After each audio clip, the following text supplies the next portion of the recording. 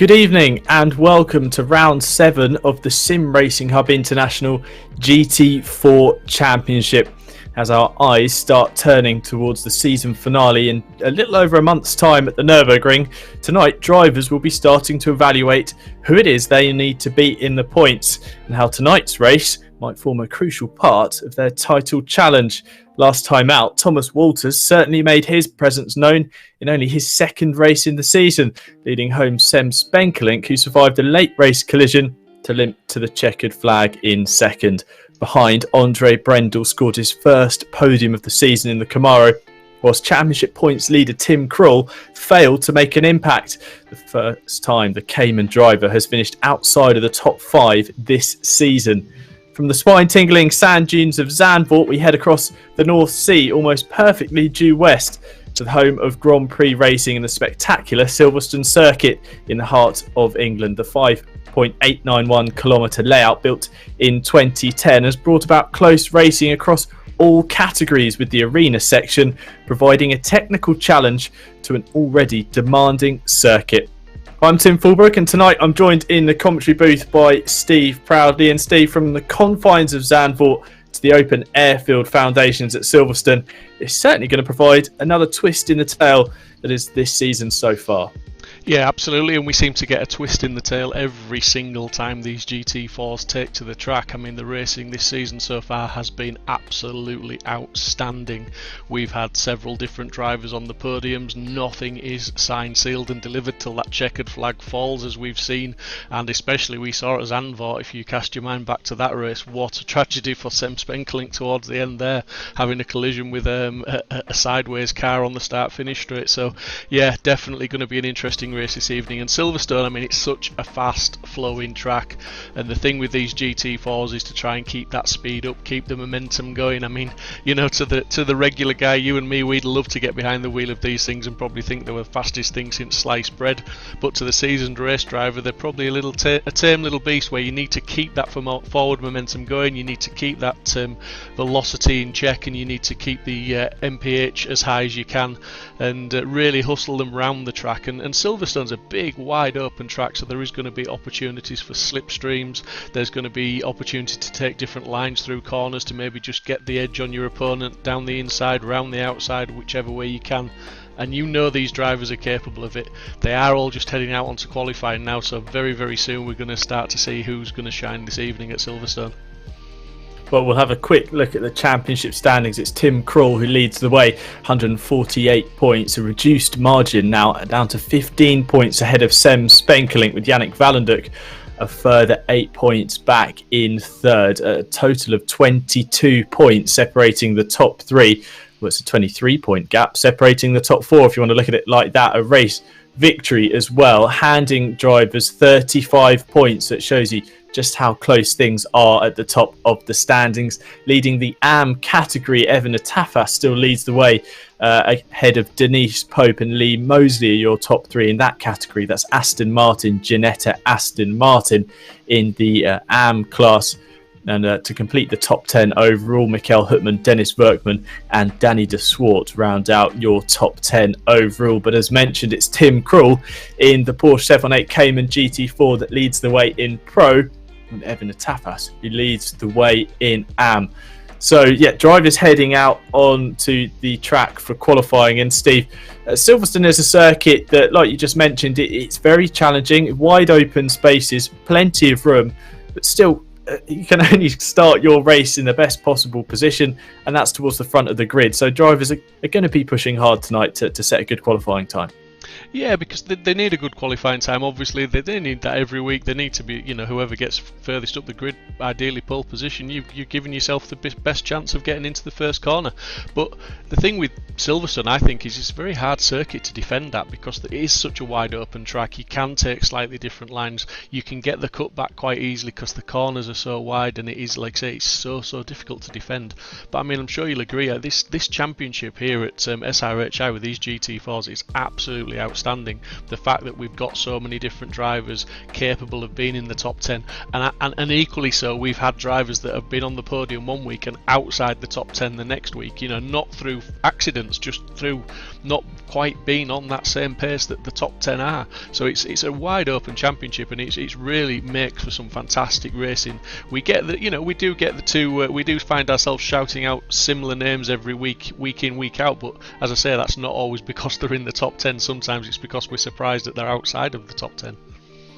Well, one of those being championship leader Tim Krul. Like we mentioned in the introduction to the broadcast, that the race last time out at Zandvoort in the wet, his worst race of the season so far. He's finished and has finished outside the top 5. In fact, hasn't qualified lower than 5th position. But last time out, 19th on the grid, was converted to a lowly 11th place at the checkered flag. And that's crucial come the championship end. If all the points are added up and it's a close margin, Tim might just be looking back at that particular race as one he could have improved. And heading into the championship kind of running now, Steve, as well. 3 races, including tonight. We go to Misano in 28 days' time. We'll take a little break again for our endurance series that is continuing here at SRHI, and then it's about 40 days till the finale at at the Nürburgring. Drivers will be looking at each other, looking at the points, working out who they've got to beat, because they've only got 3 opportunities to either claw some points back or make their point standings even better. Yeah, it's that magic word, isn't it? It's that C word, it's consistency. That's what they need, and we say it every single time they come out on track, whether it be the GT3s, GT4s, whatever you're driving, whatever you're racing. If you're not consistent, you're probably not going to win a championship, because, you know, if you're not on your A game one evening during one race, you've just got to push and get the best result you can out of it, because every point, as you said, it does count and it does matter with such a championship that is so, you know, wide open with these guys. And, you know, Tim Krul, we see on screen at the moment, will be pushing very, very hard. He's got that provisional pole at the minute, but I don't think that's going to be there for long. I think we might see somebody else just challenging him there up at the top end, and it's going to be interesting to see how this qualifying pans out. And you know, they'll all have their eye, like you say, on the person that they feel challenged most in the championship. Ultimately, they'll want to win the race, but they'll know if they're not on that pole position, they'll know who they've got to watch for. They'll have their targets to beat within the race, and I think we might see a few you know, tactical drives towards the end of this championship, where if it's maybe not quite plausible, or the risk to reward is you know, is not balanced out quite right with racing somebody, because it's not going to affect their championship, we might see some easier passes, dare I say it, where they just let someone go because it's not worth the risk. Who knows? But as ever, we're going to get some good racing as Tim Krul, as I say, on that provisional pole at the moment with a 2:09, just literally a tenth of a second under a 2:10, but he's more or less 4/10 faster than P2 at the moment, but we expect to see those times improve. The track is optimum. The track temperature is 24 degrees, pretty cool really for a track temp. The tyres, they'll be maybe struggling to get some heat into them, but I think things will evolve as the session moves on and the times will start to come down a little bit more. So a 30-minute qualifying session ahead of us. We're already 6.5 minutes into that. That's what's allowing drivers to have set their first times. Plenty of people watching on in the chat, so I hope you're enjoying this qualifying session so far. On screen at the moment, Sem Spenkling, 25th position in the timing screens, but again, one of these drivers yet to set a time, running wide at the exit of Copse. That's going to be his lap time invalidated. Sem will have to go again as we cut to Yannick Valenduk in the number 301 BMW. He's been a bit of an outside challenger this season, a race victory at Zolder and some strong performances throughout the other races, particularly a podium finish earlier on in the season at Suzuka, it springs to mind, and then obviously that race win at Zolder. But a 9th place last time out at Zandvoort, looking to bounce back at the moment, 5th in the standings and improving. Got a yellow flag out on track, but that was removed fairly quickly, so someone returning to the racing surface. All the drivers out on track at the moment, besides Frank Hopp in the number 5 Porsche Cayman, who's second place on the grid at the moment. And that would be his best qualifying so far this season. He picked up a P9 at Zandvoort, which he converted to 9th place in the race, P3 in the AM class. So a strong performance last time out for the Porsche Cayman driver. Be looking to follow that up this evening as Valenduk jumps to 2nd place, gets himself on the front row, but still a gap of 0.3 of a second to Tim Krul, who's coming back fighting this evening, it seems, and already setting out his stall early. But the track here at Silverstone, Steve, plenty of opportunity to gain time, but crucially, plenty of time and plenty of opportunities to lose a lap with such flat curbs where the track is made legal for motorbike racing as well as cars in the forms of Formula 1 and obviously other GT series. The track can be quite flat in places and drivers can be almost seduced, if you like, into running 4 wheels over the white line. That's going to invalidate your lap, and even worse, during the race, you might risk a drive-through penalty. Yeah, absolutely. You know, it invites you, as you say, it invites you to push the limits and, you know, maybe take that wider line, take that bit more curb, as we see Sam Spenklink go across the line again. And like you say, he's still yet to set a lap. He's still really struggling at the moment, and I think he's backed out of this lap as well by the looks of it. But yeah, they're going to have to really watch what they're doing on the track limits. Just interestingly, with Kroll, you know, Tim Kroll heading the leaderboard at the moment, I think that, you know, Silverstone is one of those tracks that does suit the Porsche GT4. Certainly it's a pretty quick car around here, and you know, I have seen those times, and I've seen faster times than that in the Porsche around here. So as I say, I think there's more to come from that car, and it's certainly going to favour it this evening. We can see already the top 5, 4 of them are Porsches, and then we've got Valenduk's BMW in P2 there, so it's definitely showing to be a Porsche track, isn't it? Well, the mid-engine Porsche 718 Cayman certainly lending itself to the demands of the high-speed corners here at Silverstone, and exciting to see as well Patrick Tractor up there in P6. He's having a strong performance at the moment. That would be his best qualifying of the season so far if he can hold on to that spot on the 3rd row of the grid. On screen at the moment, Nicolas Malott in the number 4 Cayman, improving. He's 1.2 seconds off Tim Krul's current pole position time as he rounds the long apex at Luffield. Some drivers opting to kind of V off the corner and take a late bite and get on the throttle and power out of what is in a very long hairpin, almost 180 degrees, as Malott jumps up to 6th place then, knocking Garlin down, and Garlin himself had just knocked Patrick Tractor out of that spot. So the change in the second half of the top 10 as we cut to Brent Weaver in the 737 Cayman, who made his first appearance in the championship at Zandvoort last time out. A P3 on the grid, became P8 and the checkered flag. It wasn't an easy run for the Matrix Racing Cayman, and one of those drivers who I think disconnected at the start or teleported back to the pits. We had that Dennis Workman, who was our pole position sitter, actually unable to take the start from the front row. So a couple of drivers unlucky, and they'll be hoping to iron that out of proceedings tonight. As there's Dmitry Schenko on screen in the number 8 Ginetta, highest place of the Ginettas at the moment. He improves to go 7th place with a 2-minute 10.413. The next best placed Ginetta is Patrick Tractor in that 313 orange Ginetta, which is in 9th place at the moment. Then it's Denise Pope in 15th and Arvidsson in 16th, the 79 and 39 in 15th and 16th position. So a gap between the brace of Ginettas. Daniel Herkstra on screen, the Aston Martin down in 19th. Didn't have the easiest of runs at Zandvoort, but 20th to 12th from his starting position to race finish. Looks like an improvement in terms of position, but I think Daniel struggled out there in the wet. At the moment, it looks like it's just going to be cloudy. No chance of rain as it stands, but I'm sure once we head over to the race session, with the way weather has been in the UK recently, any chance of rain is certainly going to be mirrored tonight in the server. And we've seen plenty of wet races, Steve. Brands Hatch was wet from start to finish. Spa, we had the changeable conditions, and then last time out at Zandvoort, And Thomas Walters, last time out, really was the man to beat in the wet, because when it was damp in qualifying, but then once it started properly raining in the race, it was between him and fellow KTM driver Sem Spenkelink.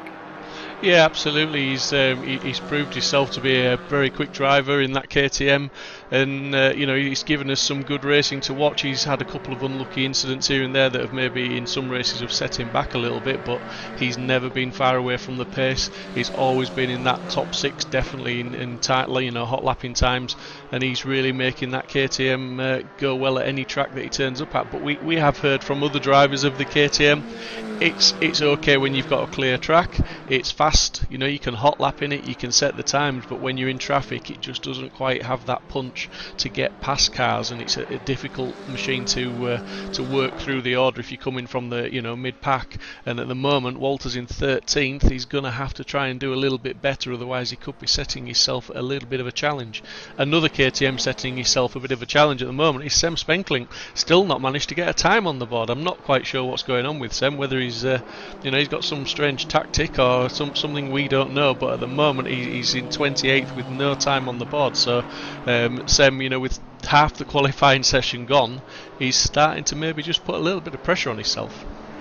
Potentially cutting it a bit fine. We did see him invalidate a lap, so I get the feeling that his attempts so far have fallen to the wrath of being invalidated, and just as we say, Steve, that he needs to get a time set. There he goes, jumps up to 11th place, but 0.8 of a second behind Tim Kroll. Is certainly a margin Sem will be wanting to close down with 15.5 minutes to go. The top 12 separated by a second at the moment, so any minor improvement Sem can find, we'll see him leap up the order. Here's Dennis Berkman in that 444, the nice chrome orange design on this particular Cayman. It should have been the car to start on pole position at Zandvoort, so we know he's got pace in qualifying. Unfortunately teleported back to the pits and was unable to take the start. It would have been his best qualifying if he had taken from the grid, but before that, really, Berkman failed to make an impact in qualifying, his best performance being 7th place at Spa.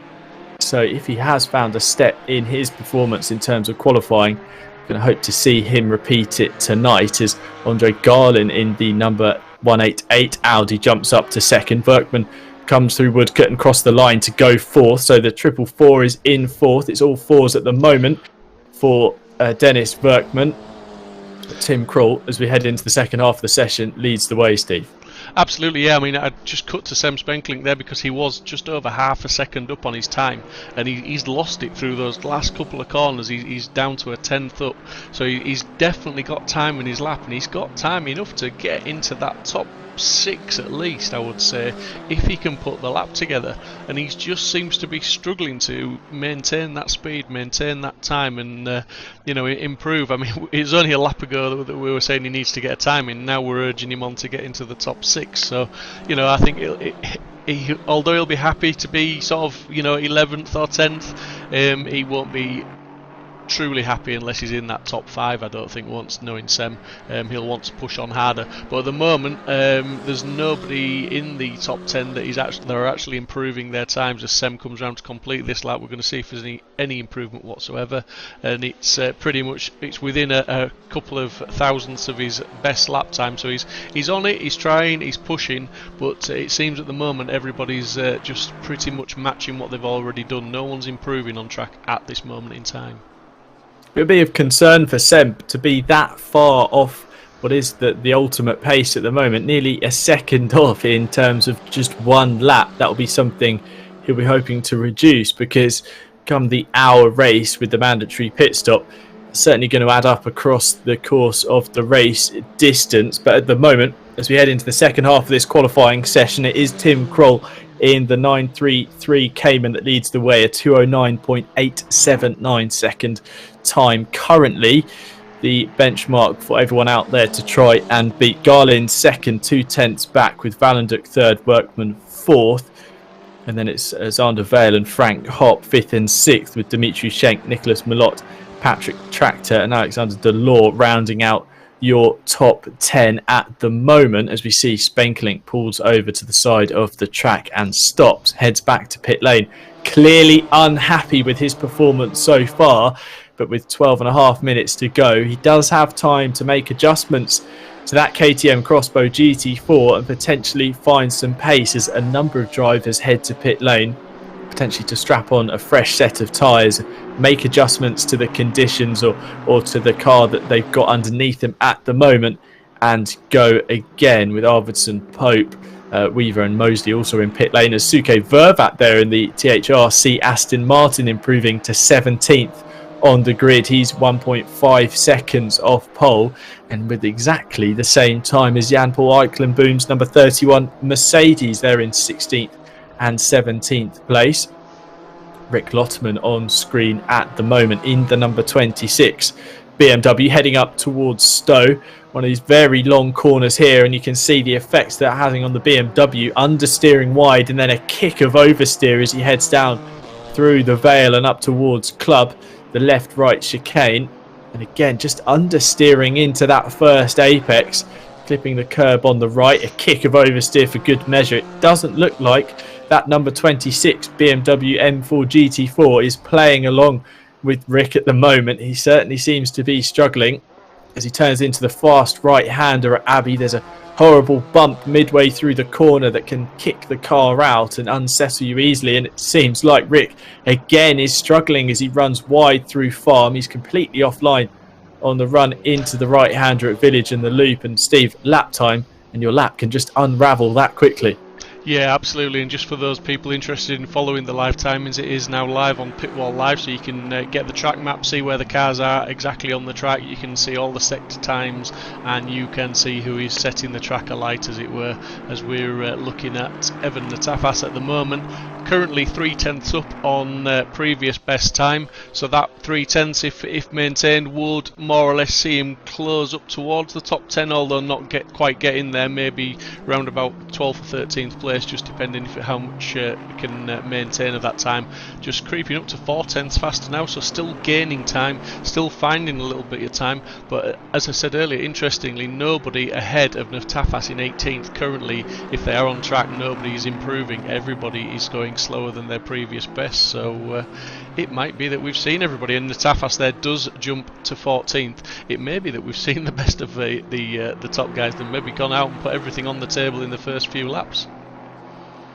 Yeah, I was going to say, we've seen that before where times can come in early and it looks unbeatable, but crucially we've had some times come in late in the game as you kind of become accustomed to the conditions or the car underneath you, and once you're in the race session, it's very much doing all well and good, doing all the practice in the world and feeling on top of the car, but it's once it comes to race night and game time, put your virtual visor down, and really you've got to push on and make the performance there and then. Zevi Half at the moment in the number 97 Cayman, down in 24th position, right in the thick of the AM class grid at the moment. If you look on the left hand side on the timing tower, there's numbers with a white background and numbers with a red background. Those with red are competing in the AM category, so they've got their own separate championship to fight for. And at the moment, Frank Hopp in 6th place is leading the way. Then there's a gap of 6 drivers back to Arvidsson in the 39 Ginetta. So Hopp really outperforming his status as an AM class driver at the moment, right the way up the order as it stands, with Zevi Half now heading into the long left-hander at Brooklands. A second up on his time. Well, if he can continue that, he'll jump from 24th all the way up into the top 15 and usurp Denise Pope from 15th place. She's currently in the pit lane. Is the number 79 Wild Things Ginetta, as Half runs all the way over the curb through Woodcote, and he does improve, but he must have lost time in that final sector, up to 19th on the grid. So a definite improvement in the final 10 minutes from the Porsche Cayman driver. As we go back to Dennis Workman, kicking up the dust through Maggots and Beckett's, and on the run to the long straight, the hanger straight towards Stowe, seemingly going faster, Steve. Yeah, absolutely. He's just lost it actually. He was about 3/10 up, but as he came out of Maggots and Beckett's, it just dropped away from him a little bit now, and he's just about matching his time. But man who is on fire at the moment is Sam Spenkelink, and he's just jumped up to P2 there. He improved by 7/10 on that last lap, so he's gone to within a tenth and a half of that pole position time that was set very early on by Mr. Krull, and it's going to be very interesting now as Sam gets the bit between his teeth. Will he be able to find any more out of that KTM around Silverstone this evening? He's certainly pushing, and he's going to carry on pushing, I would imagine, till the end of the session now. But just as they were all lulling us into a false sense of security and no one was really going any faster, the timing tower on my broadcast app is now lighting up green with quite a few guys improving, albeit only by a tenth or so, but every tenth, every thousandth matters in qualifying. Well, if Tim Krull was able to find a 10th, he'd be able to take back his pole position with Nicolas Malott now top of the pile in the number 4 Porsche at 209.723. A gap of 1.5 tenths back to Krull, and then it's Spenkelink who's now in 3rd place, 3 tenths back. So any improvement will see an almost guaranteed grid position gain for the drivers out there. The top 22 drivers separated by 1.9 seconds around a 5.5 kilometre circuit and a lap time over 2 minutes. The margins are exceptionally close as Yannick Valenduk improves in the 301 BMW, a time of 209.942, puts him onto the 2nd row of the grid and 3rd place. So Valenduk going quickly. Tractor crosses the line to go up to 10th place in the number 313DD Racing Ginetta. He's still got time to go quickly again. On screen at the moment, that's Suke Vervat. Just in front of him, in fact, that white Cayman that was weaving over the track is Tim Krull. So our championship leader is out on track and going to go again. Currently down now in 7th place as drivers are improving in these final moments. Or sorry, 7th place on my timing screen, but that's clearly different on the broadcast. So let's see though if Tim can reassert his position on the grid. The Suke Vervat improves to 12th place. Here is Tim Krull on your screen at the moment. 209.879, his best time as he goes up towards this fantastic section of corners, so iconic in the racing world. Maggots and Beckett's, the car just sliding underneath him, but he looks in complete control. Not too many adjustments in the steering as he takes the curb on the right hand side and washes out over through the Chapel curve as we get a fantastic secondary camera there to look back at the driver on this long run down the Hanger Straight, a car pulling off to the left hand side. The track then climbs slightly up into the Stowe curve, into the right, down towards 3rd gear, then the track drops away from you into the Vale and tightens up on the exit. So a crucial point there where you can invalidate your lap time and drop the anchor and down to 2nd gear for Club through the left and right, taking plenty of curb and grass on the right hand apex. Then the corner seemingly continues for a 2nd apex onto what is now the Hamilton Straight, with the international pit straight for the Grand Prix as they turn into the right hand exceptionally fast here through Abbey. All of the curb again, another car stopping on the left hand side through Farm, another high load, high lateral G corner into the right at Village, then convince the car over to the right hand side for the best run through the loop. Another slow hairpin left, he gets on the throttle. I think this is Rick Lotterman in front, who hasn't had the best of qualifying sessions so far. He's well down the order outside our top 23, getting a good slipstream though off the back of that BMW. We know the M4 is quick in a straight line into Brooklands now. A couple of adjustments on the wheel on the way in as Lotterman runs wide and bails out of it. Final corner here at Luffield. Seems to go on forever, but managed to get the thing hooked up and plant the throttle, run out wide, use all the curb and then some, and keep a nice sweeping line through Woodcote to run to the line. Let's see if Krull can improve. He only needs to improve by a few and he does, but it's still not enough to take his pole position back. A gap now to Nicolas Malott, 0.08 of a second, but Spenkelink improves and splits the two Caymans, again going within 0.08 of a second. The top three, see, Steve, separated by less than 0.1 of a second. Fantastic stuff. Yeah, absolutely. And Valenduk was just up as well. He's just lost a little bit of time, but he's still a tenth up. Tim Krull carrying on with that next lap. He's a tenth up as well. So he's still pushing hard. They're still pushing for that pole position. And look how close they are, as you say, Tim. Fantastic times from all the top guys at the moment, and they are certainly keeping it tight, keeping it close. Spenkelink, as I said, with the KTM, he needs to be at the front because he does not want to be battling with traffic. If we know Sem, if he can get his head down and get away at the start, he usually can manage a lead and he can control a gap, but he's going to have some hot competition this evening, I do think, from those Porsches, BMWs and the Audi behind him. A number of drivers in pit lane, so they've accepted their fate for tonight's qualifying session, and there's a handful still out on track hoping to improve. With less than 2 minutes to go, you need to be crossing the line now really to get 2 laps, but everyone out on track will have 1 more lap to improve their time. Valenduk crosses the line, he does improve again. A very close qualifying, made even closer by the 301 BMW. He stays 4th, but has brought the gap down to pole position. It's now 0.165 of a second. The top 11 separated by less than a second, and we're out beyond the top 23 now to be separated by 2 seconds. So it's all very close stuff all the way up and down the order as Krull gets very sideways through the Brooklands corner.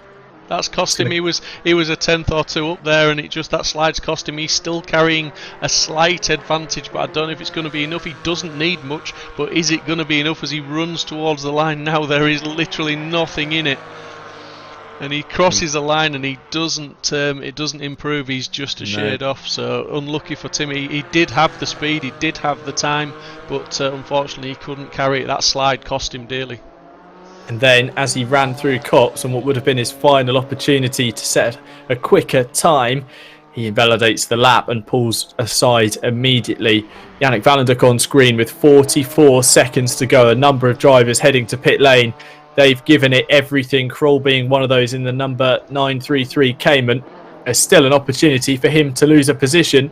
This could be the driver to knock our championship leader down another spot on the grid. Valenduk rounding through the loop, just a little bit wide from the exit there. That's going to cost him time as he runs through the left-hander at Aintree and onto this long Wellington straight under the bridge and towards Brooklands, where Tim Krull made that mistake.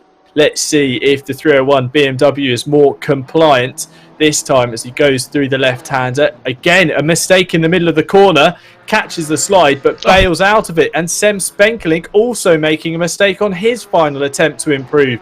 It looks like Nicholas Malott has bagged himself pole position as a number of his competitors seem to make mistakes on their final runs. Dimitri Schenk now rounding the final sector, the final corner at Luffield. Can he improve in the Stubborn Owl Racing number 8 Ginetta? He's the best place of the Ginettas in 9th. 5/10 of a second the gap to pole position as he crosses the line, stays 9th, does the number 8 G55. But Steve, an exceptionally close qualifying session. 3 drivers all within 1/10 of a second. But crucially for Tim Krull, he's got his championship contender right with him in Sem Spenkelink. But Sem, like you say, will be wanting to make best use of any clear track, get away from the pack, and hopefully set about building a gap before the pit stops. Yeah, it's going to be difficult to get away though, isn't it? I mean, Silverstone's a track of that nature that, you've got a relatively fast first corner. There's no heavy braking zone to take advantage of anybody. You've got the slight twists, but then you've got a long straight, and there's going to be some slipstreaming going on. So to actually make a break and get away in the first lap or two, it's going to take some doing. I feel it's going to take a mistake from the cars behind to allow you to do that. So I think Sem's going to have his work cut out in that KTM this evening. I think I'll edge my bets, and I'm not saying which one, but I think we'll have a Porsche on the top step this evening. Big claim there from Steve Proudly, but also Steve, through that first sector, obviously it's important to note that if you're familiar with where the Formula 1 start line is, round on the international straight, the run in towards Abbey, that's not where the race will start tonight. We're back on the old pit lane, so turn 1 is the daunting Cops, and then we go into the sequence of Maggots and Beckett's and Chapel. It's so difficult to find track space for yourself on your own there anyway, Steve, let alone when you've got nearly 30 other cars around you and it's the opening lap of a 1 hour race. Yeah, absolutely. I mean, you say that there's so many cars on the grid and they're all obviously so close together at the start. They're going to be bunched up, and there are no real corners to split them up. All the opening corners, it's perfectly feasible to go through them 2 by 2 and even 3 wide. It's going to be interesting. It's going to be dicey. It's going to be one of those opening laps that we're not going to be quite sure who comes out on top until it's completed. There's lots of opportunities to slipstream, lots of opportunities to overtake, so I'm excited for this one. I think it's going to be a cracker, and I think we could see some big moves. I think we could see some big moves up and down the field this evening. It's going to be a race not of attrition, but I think it's going to be a bit of a slipstream fest, and there's going to be a few good battles. And I think, like I said, those Porsches, the BMWs, the Audi, they're going to go pretty well around here tonight. We're looking towards the championship run-in, so points scored tonight will be crucial to your eventual championship position, so drivers will be wanting to score well. But Steve, for you, your personal opinion, we're going to put on the Steve Proudly Racing School caps now. If you're looking towards the championship, if you are a driver like Tim Krul or Sem Spenkelink, is it about getting that race win, or is it about just scoring points and getting home safely? It's about getting down the middle of these cars on my Segway as fast as I can, mate. And that's what it's all about this evening, because we only have about a minute on the counter. But yeah, I don't know. I think it's like any race, to be honest. You can have as many plans as you want in your back pocket, but until you get round that first corner, till you get some headway, you're not quite sure how it's going to pan out. It's very difficult to attack a race like this when it's a community like this and the racing is so open, so close. You've just got to try and do what you can do. You've got to see where the land lies once you've completed the first couple of laps. Once you've got all those tyres up to temperature, you've got the brakes up to temperature, you're into your rhythm, you're feeling comfortable, and then you can start to assess who's around you, who you need to attack, who you can push, who you can put pressure on, or if you're lucky enough to be out in the lead, see what the gap is and see what sort of pace you need to do. That's what it's all about. It's about assessing it once you've got going. Just try and concentrate on getting a clean start, getting a good getaway from the lights, and not making any mistakes to give your opposition any chances. So a quick run then through the order as Steve legs it from the Segway on the grid all the way back up to the commentary booth. Leading the way will be Nicholas Malott alongside Sem Spenkelink in the Dark Sky Racing KTM. Then championship leader Tim Krul goes from third place on the grid alongside Zolder race winner Yannick Valenduk. Then it's Andre Garlin in fifth alongside Dennis Werkman in sixth on the third row. Then it's Zandervale and Frank Hopp in seventh and eighth, with Dimitri Schenk and Patrick Tractor rounding out the top 10. Then it's Alexander Delors, Suke Vervat, Arjen Lerman, Stefan Arvidsson. Thomas Walters, race winner from Zolder, down in 15th place, with Evan Tafas, AM Championship leader, in 16th. Then it's Lee Mosley, Denise Pope, Jan-Paul Eikelenboom in 19th, ahead of Daniel Herkstra in 20th, with Sevi Half, Brent Weaver and Ian Thompson rounding out your top 23 as we see the grid head through that turn one at Copse for the opening for the parade lap. Drivers weaving left and right to get heat into the car.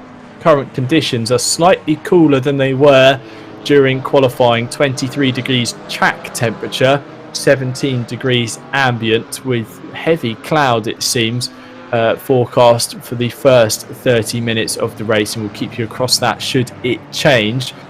Track conditions optimum, and surprisingly for Silverstone, a 0 km/hour wind. I've been here, Steve, on a few occasions, and I think plenty of racing has been here where it seems to be blowing a gale. It's so flat is this old airfield base that it can sometimes be an exceptionally windy location, but the real challenge tonight is going to be the 30 cars around them, and Silverstone is a circuit where plenty of overtaking is an opportunity, and into this corner here at Stowe we could see plenty of passes being made.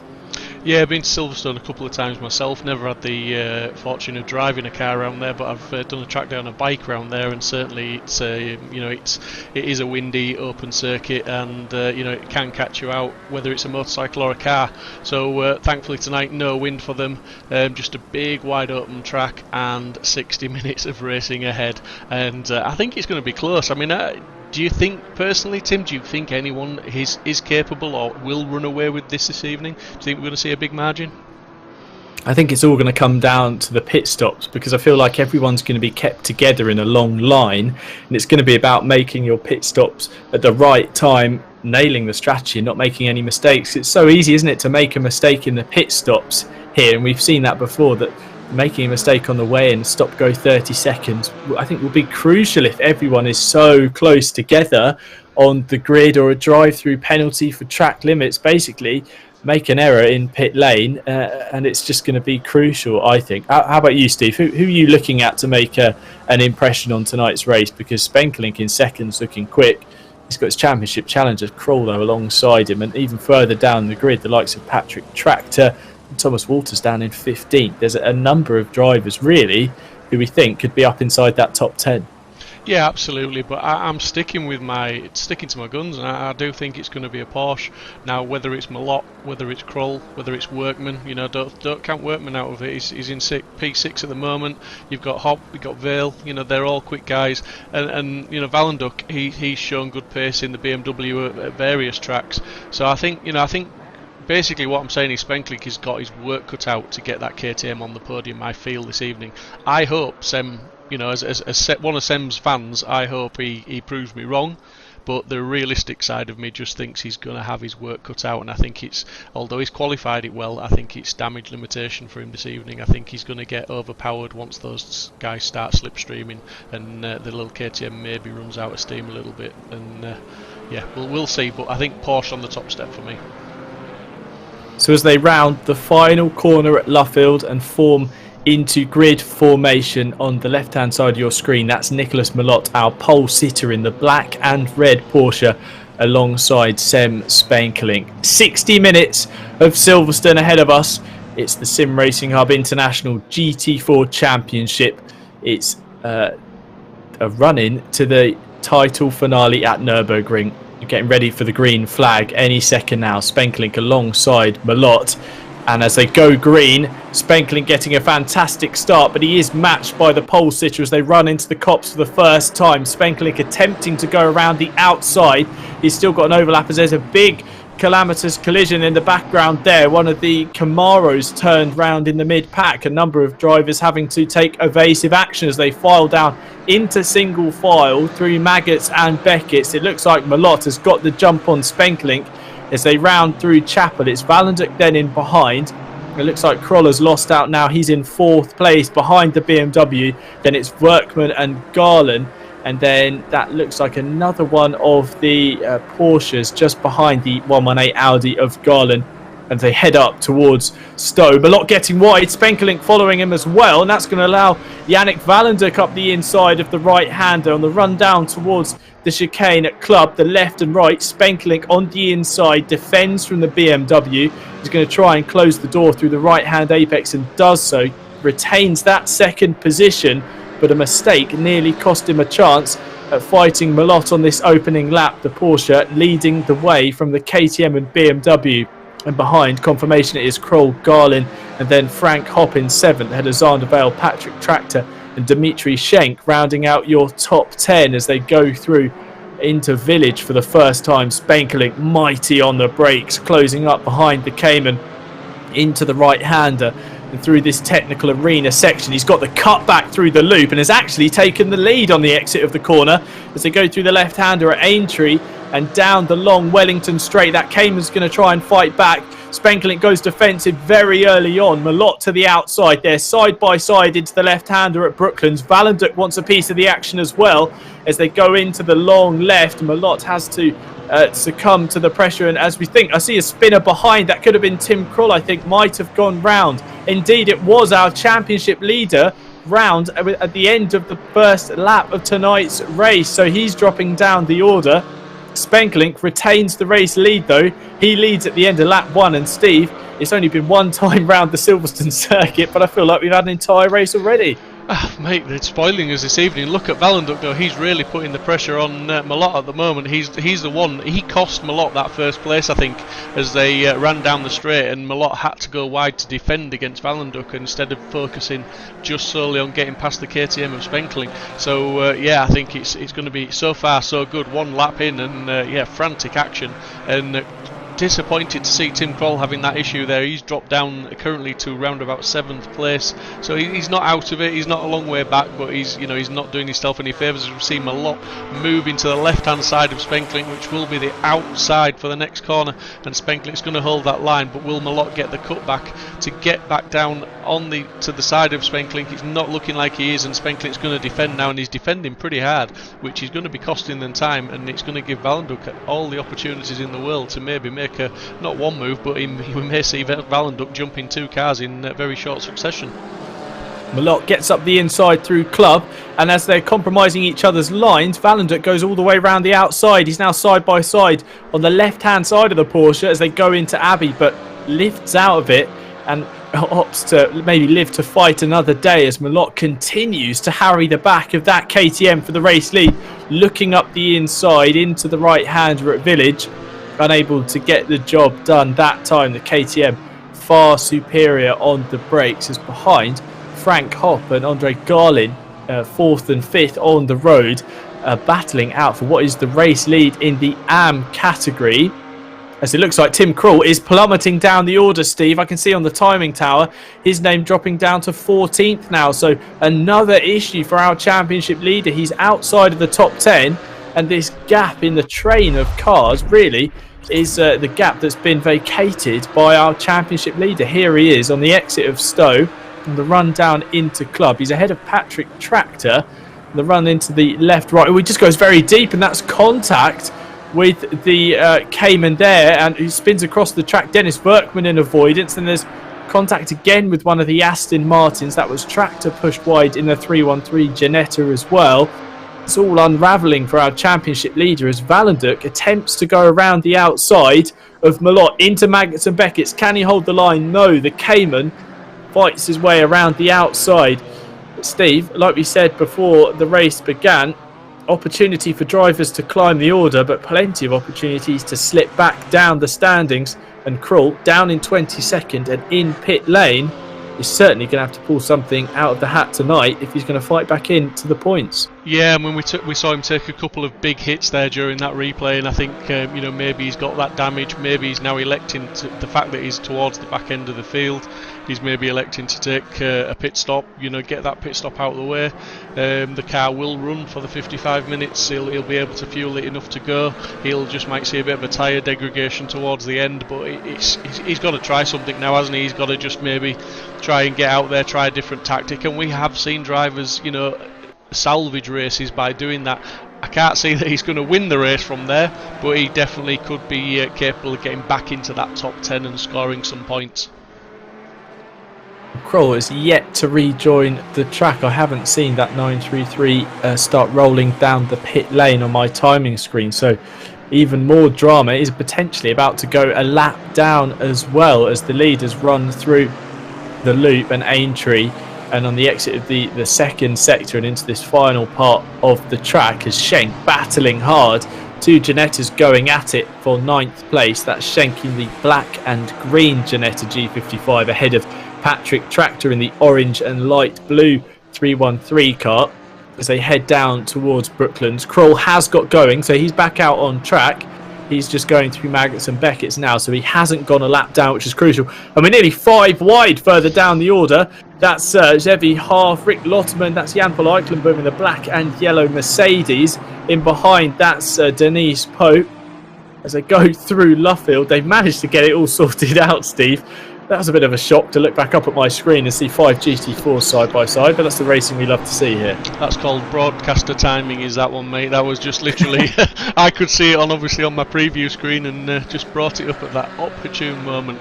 But yeah, Spenkling looked to be stretching his legs away then, but he's Malot's managed to reel him back in. He's got it back down to 3/10, and I think we're just seeing a little bit of natural to-ing and fro-ing from where through the twisty stuff. Hard on the brakes, the KTM is better than the Porsche and the BMW, but we see now that Spenklink's having to weave to try and break the slipstream from both of them as they close up massively now, and so much so that Malot's maybe just overcooked it there and gone a bit deep, and he's allowing a little bit of room for Valenduk to get a little bit interested and maybe send a hot potato around the outside, but I'm not sure he's going to manage it. He's hanging in there, he's staying there, he's going to make it too wide. Oh, a little bit of contact, but yeah, he managed to, those big old brakes on the BMW managed to hold him up a little bit and, you know, avoid any controversial incidents there. But that's given Spenklink a little bit of breathing space, and he's now got one of the biggest gaps he's had of this race so far of half a second.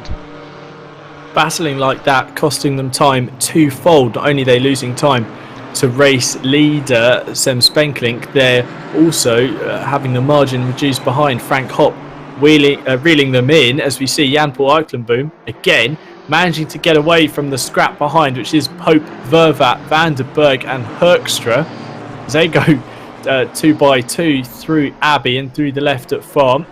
They managed to get back down in single file, actually not behind though.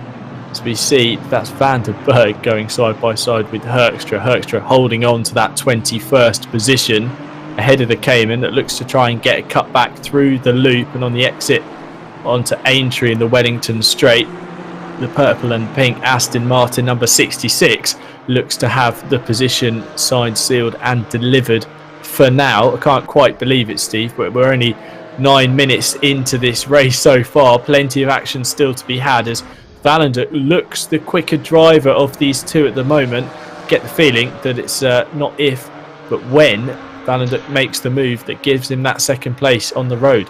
Yeah, and it's going to be interesting to see what happens to that relative time as well, because Malot, as you can see there, 1.5 seconds back as they cross the start-finish line. That time will refresh when they get towards the end of the next straight, and it'll be interesting to see if the Porsche's closed up any on there with just the sheer grunt down the straights, with the Porsche and BMW maybe having the edge over the KTM. It's going to be interesting to see if they can close that gap and how much of it they can close. And in fact, yeah, they've taken half a second of him out of him already and closing up. But the trouble for Malot is he's got Valenduk, who's, like you say, is looking quicker than him, and he's looking very, very interested in that second place, because he will be conscious that Spenklink looks like he is starting to edge away, and once Spenklink gets away and gets in a rhythm and doesn't have to defend anymore like where he is now, then that gap is only going to get bigger, and Spenklink will be able to manage that gap. He's almost out of slipstream range as well, which is crucial for keeping that Cayman in the fight with the KTM. The latter, we know, struggles in a straight line. In the YouTube chat, Oliver Anderson asking what happened to Walters on the start. I don't believe anything actually happened to our race winner from Zandvoort. He did start down the order in 15th, so a change of 15th to 13th isn't too much in the opening handful of laps. So I don't think that the KTM has become any sorts of drama so far. But I'm sure we'll keep you updated if that changes every half in the number 97 Cayman. Under threat from Eikelenboom in the number 31 Mercedes as they go through the right and left of Village and into the loop. That Porsche, it's got good grunt out of the corners there, Steve, hasn't it? We've seen before with that mid-engine layout, it's just able to squat down out of the slower corners and kick away from any sort of competition. Yeah, like its big brother, the GT3 911. That's got, you know, they have got good grunt out of the corners. They do, you know, if you get open the steering wheel up and press the accelerator hard, they will power out the corners, and you will usually manage to pull a bit of a gap from the car behind. But definitely under pressure this evening, and is Huff and the Mercedes and Ginetta of Pope behind, definitely keeping him honest. And this is an interesting battle in the AM class at the moment. So at the moment, yes, this is every half who is down the order. I think he's about 6th or 7th in the AM category at the moment. Eikelenboom in the pros. So they're battling for AM honours, and some strong points will be going their way. Championship leader in that category, Evan Atafas, is in 12th and scoring strongly in comparison to his main competition, which is Denise Pope, who's a further 6 or 7 positions behind. Peter Kaijen here in the 72 Audi. He's got an Aston Martin for company in the form of Lee Mosley, as he's running slightly wide on the run into the final part of the Magnussen Beckett's complex. A huge slide, but manages to hold on to it. That's going to give Lee Mosley the run around the outside of the left-hander down the long hanger straight. As we see a battle in front as well. That was Ian Thompson, Arjun van der Linden going side by side up into Stowe. Looks like the Aston Martin though, side by side with the Audi this time on the run through the right-hander. Peter trying to go around the outside. If he can keep it there, is a very good opportunity. He can retain the position into club, but no, loses out. A great move around the outside from Mosley, who sends it in deep and manages to get the overlap complete before the right-hand apex. There's a very strong battle here for 4th place. Frank Hopp just losing out to Garlin in the number 188 Audi, who's gone past through Aintree and into the final sector. That is a change for position, but also a change for the lead in the AM category. So Garlin now leads the way in that class. As up the inside goes Evan Atafas and Dimitri Schenk. That's for 11th place. Schenk then cutting across the curb, and the Ginetta getting all sorts of unsettled through the left-hander there at Brooklands, but manages to get it gathered up for the long right-hander at Luffield. He's stuck now behind the Aston Martin, a championship leader in the AM category. As Steve, it looks like it's all closed up at the top of the standings. Absolutely, yeah. And not a good time from Spenklink that last time round. No, absolutely not. They've managed to close the gap back down to half a second, and as we know, once they get down to the end of the straight here, I think that gap's going to be pretty much non-existent once they hit into that braking zone. But Valenduk and Malott really going hard at it, to be fair, and they're doing very well to keep reeling Spenklink in while they are battling, because Valenduk is certainly not giving Malott an easy time of it. He is looking for the opportunity to get past. He's not working with Malott to try and just get to keep up with Spenklink. He's definitely pushing for that second place with every corner they take, with every press of the accelerator. He wants that second place, and he wants it now, because I think he feels he can maybe take the fight to Spenklink a little bit harder than Malott is. Well, I wonder whether they had to deal with traffic. The number 87 Ginetta, which I believe is of Charlotte Robertson, was getting the blue flag on the stretch down towards Stowe there. So I wonder if Spenklink lost time getting past the lap car, as Malott is all over the grass through the left-hander of Farm and has to go defensive into the right-hander at Village to stop Valenduk getting through. As we go picture in picture, the battle in the middle of your screen, that's the number 31 Mercedes of Ike Ellenboom, still trying to get past half and keep Pope and Vervat as bay, whilst in the right-hand corner of your screen we can see Malott and Valenduk doing their best to continue to hunt down Sem Spenkelink, who looks to have formed a little bit of a gap during the middle sector. As Ike Ellenboom goes to the inside of half through the right-hander, Denise Pope spots a gap in the middle and nearly goes for it, but she's going to get her way past the Mercedes, which runs wide. Vervat as well sniffs an opportunity and gets past as well. So Ike Ellenboom, one mistake has seen him lose 2 positions, and he goes from fighting to make his way past the Porsche Cayman, the split red and white coloured car, to now having to fight back past 2 or 3 cars. You see Malott very much under pressure, going very defensive on the run into Maggots and Beckett. Valenduk tries to go around the outside. He's tried it before and it hasn't worked, and again Malott able to keep the BMW at bay through this opening sector. Crucially, Steve, that just cost him that little bit extra time. It gives Spenkelink more breathing space down the long straights. Yeah, absolutely. It gives Spenkelink a little bit of breathing space, and he's coming up against a back marker as well, so it's going to give him that little bit of extra room to get past the back marker and maybe put a car in between himself and Malott just for a short period of time. Who knows? But yeah, definitely the battling between second and third, Malott and Valenduk, is not doing them any favours as Spenkelink edges that gap back up towards the magical second and almost getting out of the slipstream range for them. But we've seen him at a 1.5 seconds, and the guys have pulled it back again, so we will see. We will wait and see what transpires from this battle. So now's a good opportunity to cover off the rules and regulations of tonight's race. We've got 43.5 minutes to go. Drivers are required to make 1 pit stop during this race, which is 60 minutes in length in total. Next to the drivers' names on the left-hand side of the screen, you'll see an orange box with the number 1 in. That means they are yet to make their pit stop. And if, like Schenk, Kroll, Lee, Lermans and Robertson towards the bottom of the timing tower, they have that green box next to them, they have in fact completed their stop. So Schenk is one of the first from the front runners to make their stop. We obviously saw Kroll taking it early on as Valenduk goes to the outside into Brooklands. Again, Malott just closing the door and ushering the BMW to the outside as they both get past the number 46 Camaro of Lermans through Luffield.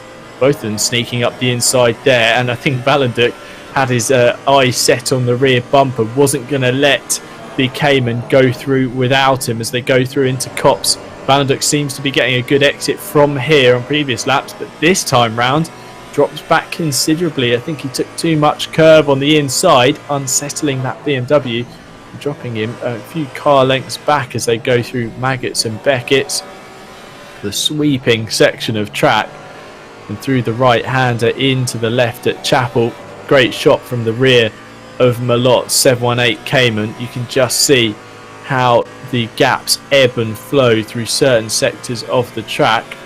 A BMW not really gaining in a straight line, so it looks like the Cayman and the Porsche are fairly evenly matched in a straight line. I was about to say the BMW looked great on the brakes, but Valenduk having to check up slightly on the run into Stowe, and that's cost him time. But these two now 1.6 seconds off the back of Spenkelink as we're nearing 20 minutes of this race completed.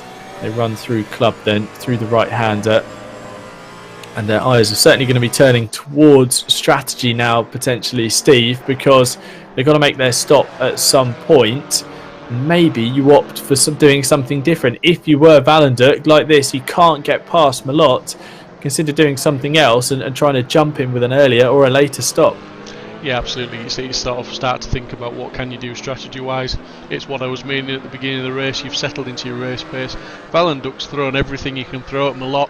Malott's made a couple of mistakes, but nothing he hasn't been able to recover from and defend from Valenduk.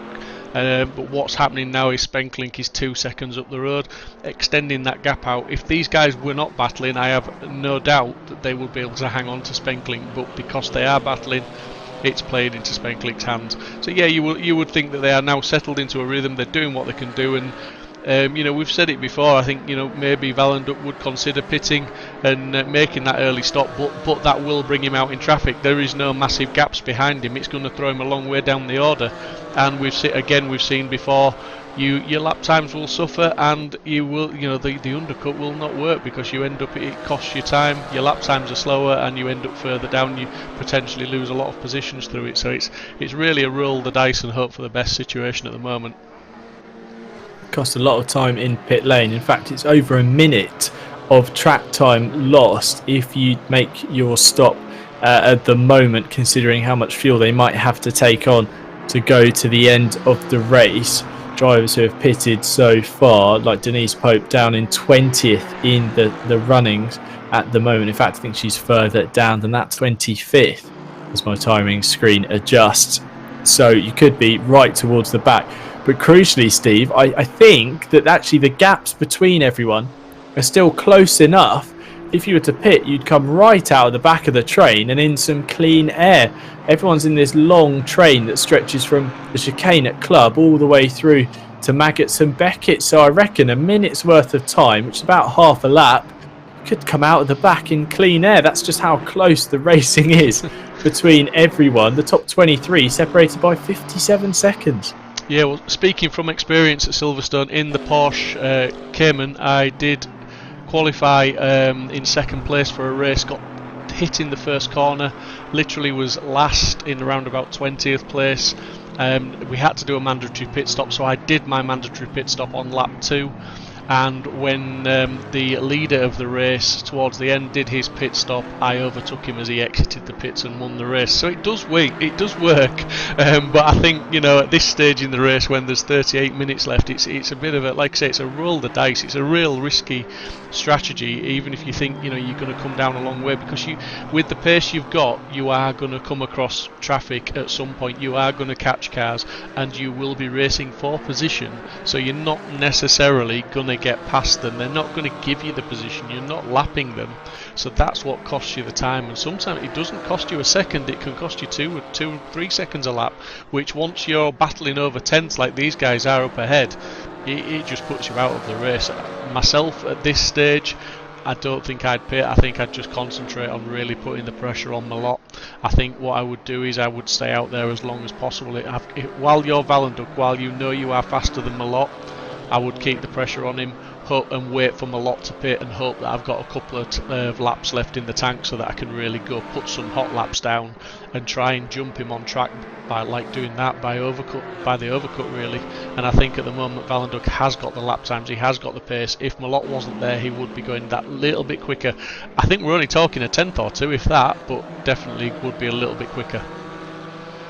So this top 3 of Spenkelink, Malott and Valenduk have really gapped away from the rest of the field. Garlin now the best part of 7 seconds behind in 4th place as Valenduk gets very close, almost up the exhaust pipes there of Malott's Cayman through the club chicane. These guys are getting exceptionally close out on track. Valenduk has been unable to make the pass. He's tried a couple of times on the run into club and indeed the run into the fast sequence at Maggots and Beckett's, but hasn't got through yet. He's certainly going to try again. Looks to the inside on the run into the right hander at Village. Can't get the job done there. Malott runs slightly wide, so there's this switch over of lines as they cut from left to right. A bit of a bump there through the left at the loop. Valenduk closing up and clearly at a rate of knots he didn't expect, and taps the rear of Malott. They live to fight another day though, only a little bump, but Malott will be aware that Valenduk is pushing on and is keen to get past Steve, and that BMW. There's contact there. Contact. As Valenduk runs wide and runs into the back of the rear right corner of Malott and sends him spinning through Brooklyn. So 2nd and 3rd taking damage for sure, both off of the track. Valenduk's rejoined. He's now limping round the outside at Luffield, potentially waiting to give Malott the position back, but a number of cars streaming past and the black and red Cayman yet to regain the position. An unfortunate instant between the 2nd and 3rd place cars. He pulls over to the right hand side as that is Malott, who now gets through on the run into Cops, but they've dropped down the order and into 5th place, so that elevates Garlin and Hop, 2 of our AM class drivers, to the overall podium, and Spenkelink gifted a lead, Steve, of 10 seconds now. Absolutely, there's only one winner from that incident at the moment, and that's Spenkelink. But let's not count any chickens before the eggs have hatched, because you know he's got a 10-second lead up at the front, Spenkelink, but he's got over half this race to go, and more importantly, there is a pit stop to have. So anything can go wrong at a pit stop, and we've seen it happen so many times. But yeah, I mean it was unlucky. Valenduk was pushing hard. He had every right to push hard. There was a little bit of contact earlier on in the lap, which was nothing too bad, but then it just the slightest of taps on the rear corner, and Valenduk did the sportsman-like thing, and he got out of the way of the oncoming traffic and pulled out wide and waited for Malott to take the position back. And they'll carry on battling now. It's not all over for them. 5th and 6th place. They'll be looking to get back towards that podium, I'm sure, because they were ahead of the guys that are in 2nd and 3rd. 2nd, 3rd and 4th, they were ahead of them for a reason. They have got the pace on them. They are faster than them this evening at the moment. So expect to see some more battles. It might give us something more to watch, as we just watched Garlin there. Absolutely chucked it up the inside there. Very decisive over the curb. Took a lot of curb, maybe a little bit more than he would want to, but really absolutely... it was Hop, wasn't it, that threw it through, but Hop really made a fantastic move there, and gained a 2nd place. There was no doubt he was getting through, not in his mind.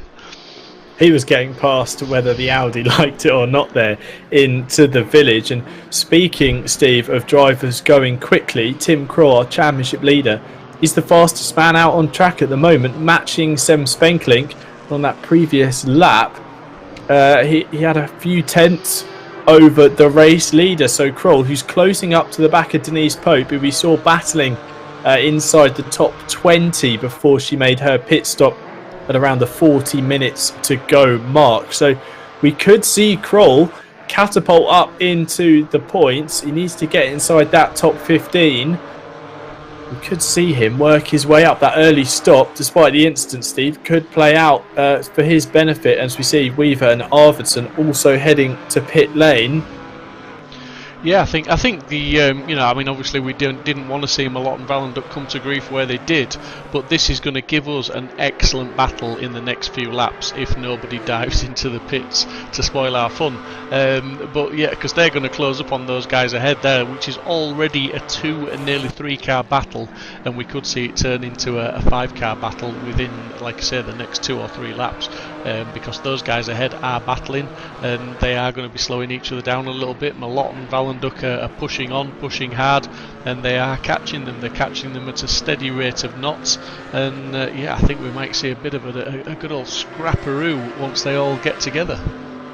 But it's Hop who's just managed to make best his escape from the 188 Audi, who's the blue and yellow machine on screen at the moment, that coming under fire from that chrome orange Cayman of Dennis Workman. The 444 car wants to get past for what is a podium position, and up the inside into the village. In so deep there, Steve. Yet somehow manages to get it stopped. I'm amazed if he holds on to this into the left-hand loop. Garlin goes in deep, but he would have been dropping every sort of anchor he possibly had to get that thing stopped.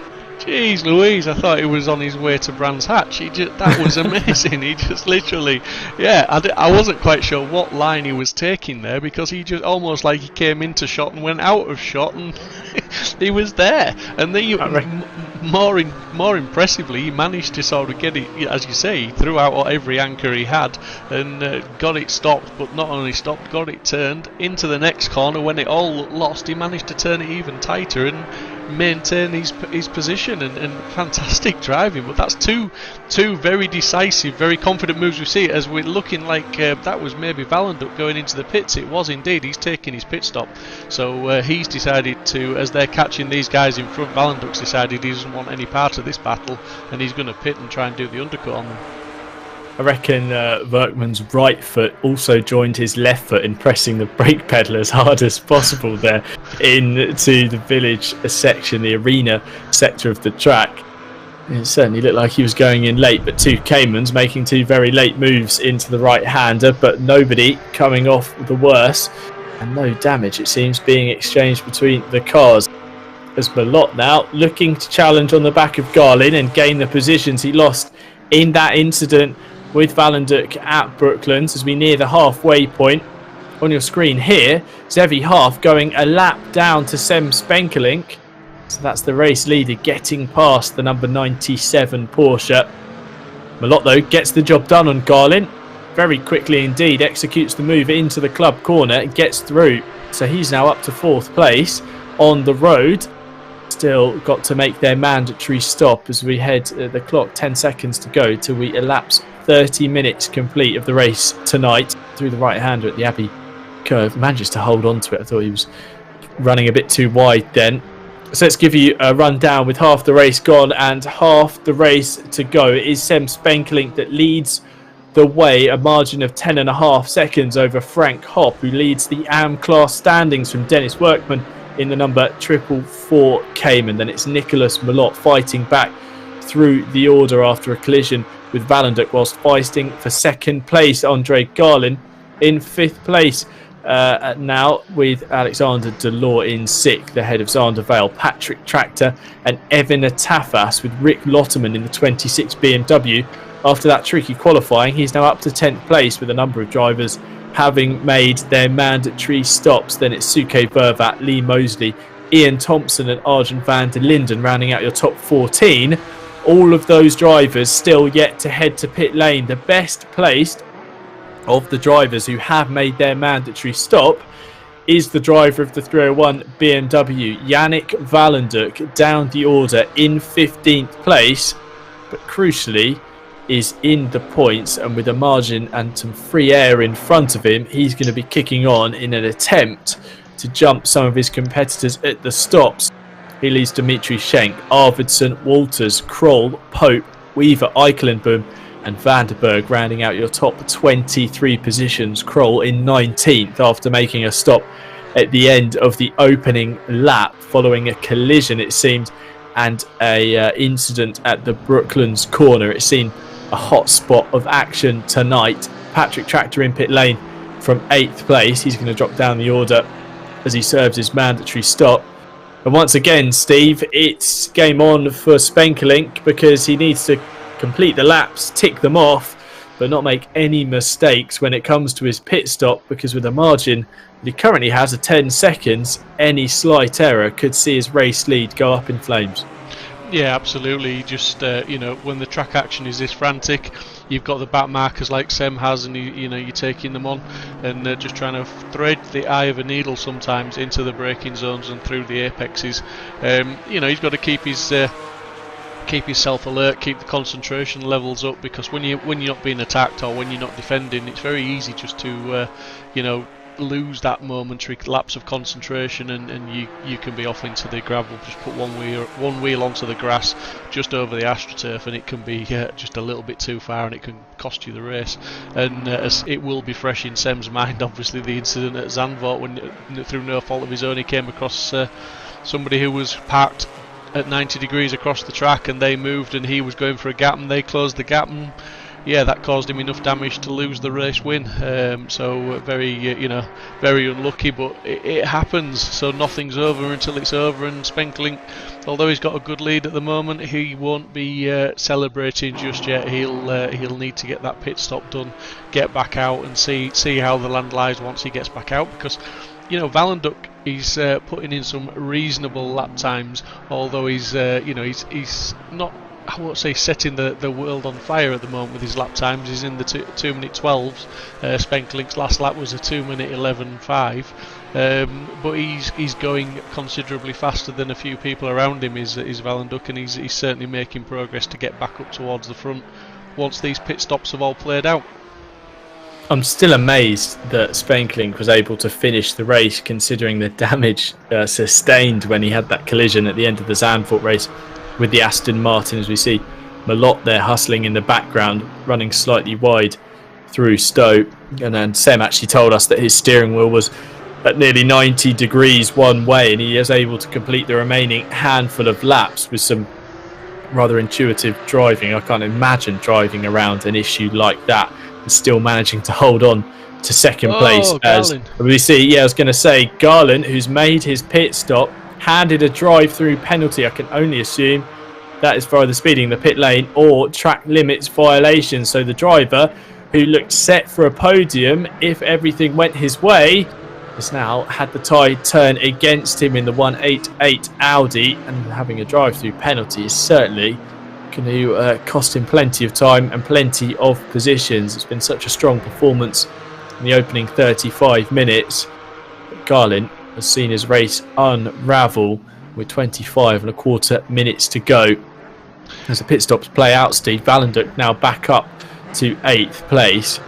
Surely it's time that these race leaders start thinking about making their stops whilst these windows playing out and potentially the competition is in traffic, because Valenduk at the moment, he's got 27 seconds worth of clean air in front of him, whilst these guys are all still battling and trying to exchange positions.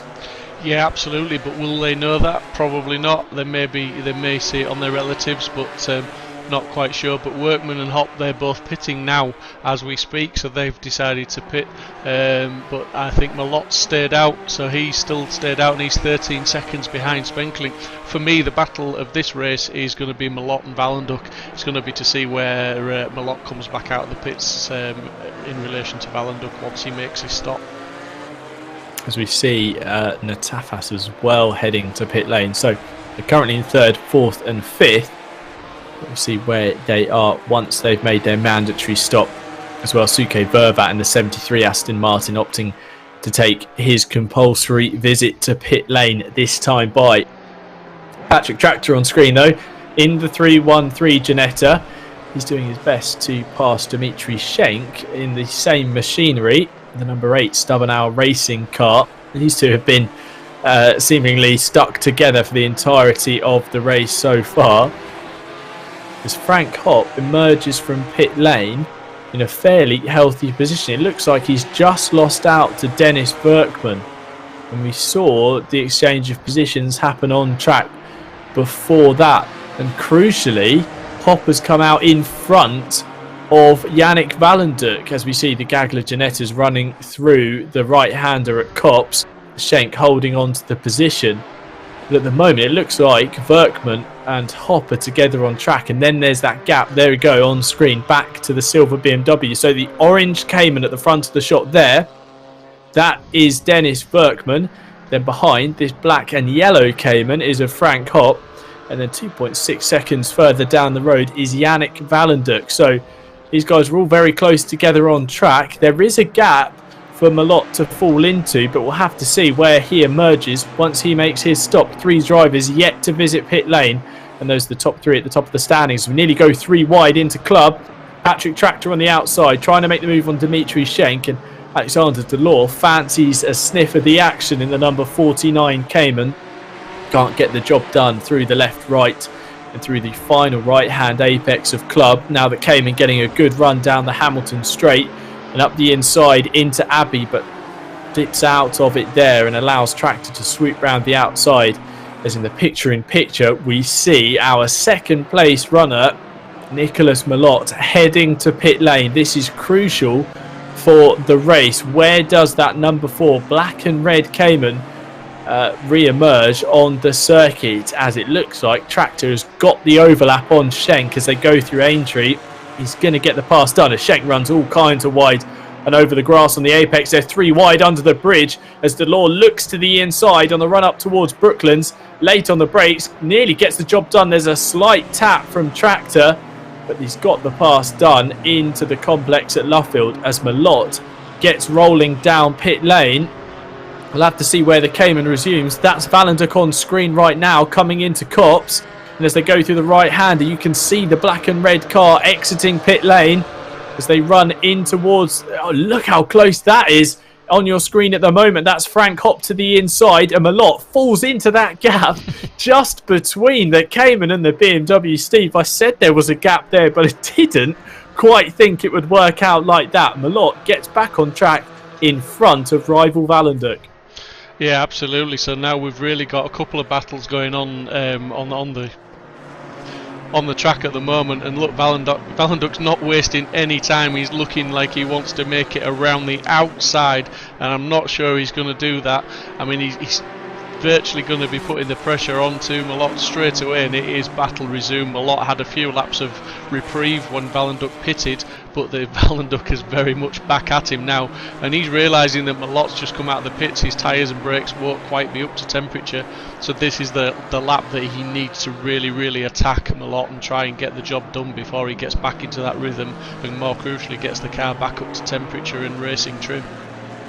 So we see Thomas Walters, race winner from the previous round at Zandvoort, drive-through penalty handed to him. So let's see what happens with his race in 13th at the moment. That's surely going to be the undoing of his event tonight. Not able to match the strong performance from the previous round in the rain.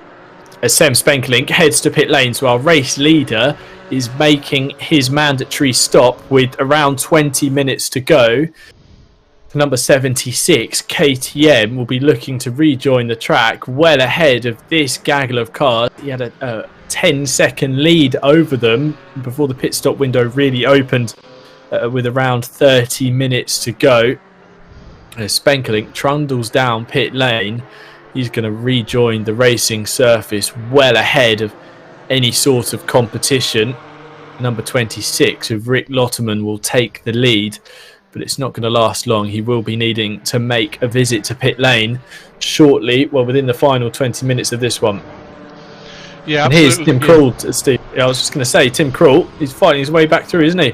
Absolutely, this is a battle that we potentially could have had for the up in the top 3 of the race with Krull and Weaver. Weaver's showing some good pace in qualifying and practice.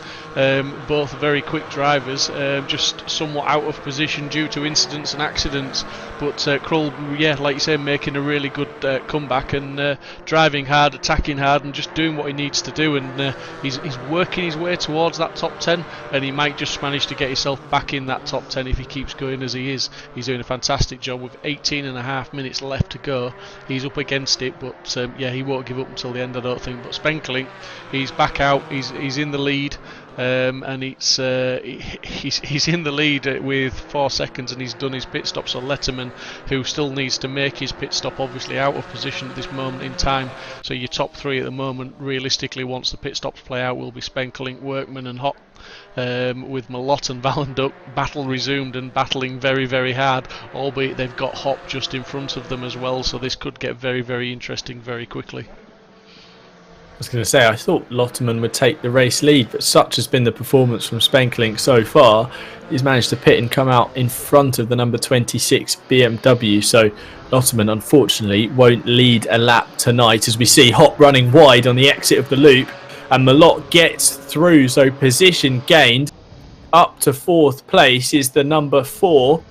So he's back up, and Valenduk looking to follow through as well on the way into Brooklands. Can he get the job done up the inside? Yes. So the 301 BMW has had some sort of cable attached to the back of that Cayman, Steve, because whenever Malott makes a move, Valenduk follows through. How long before Valenduk is once again trying to make his way past this black and red Cayman?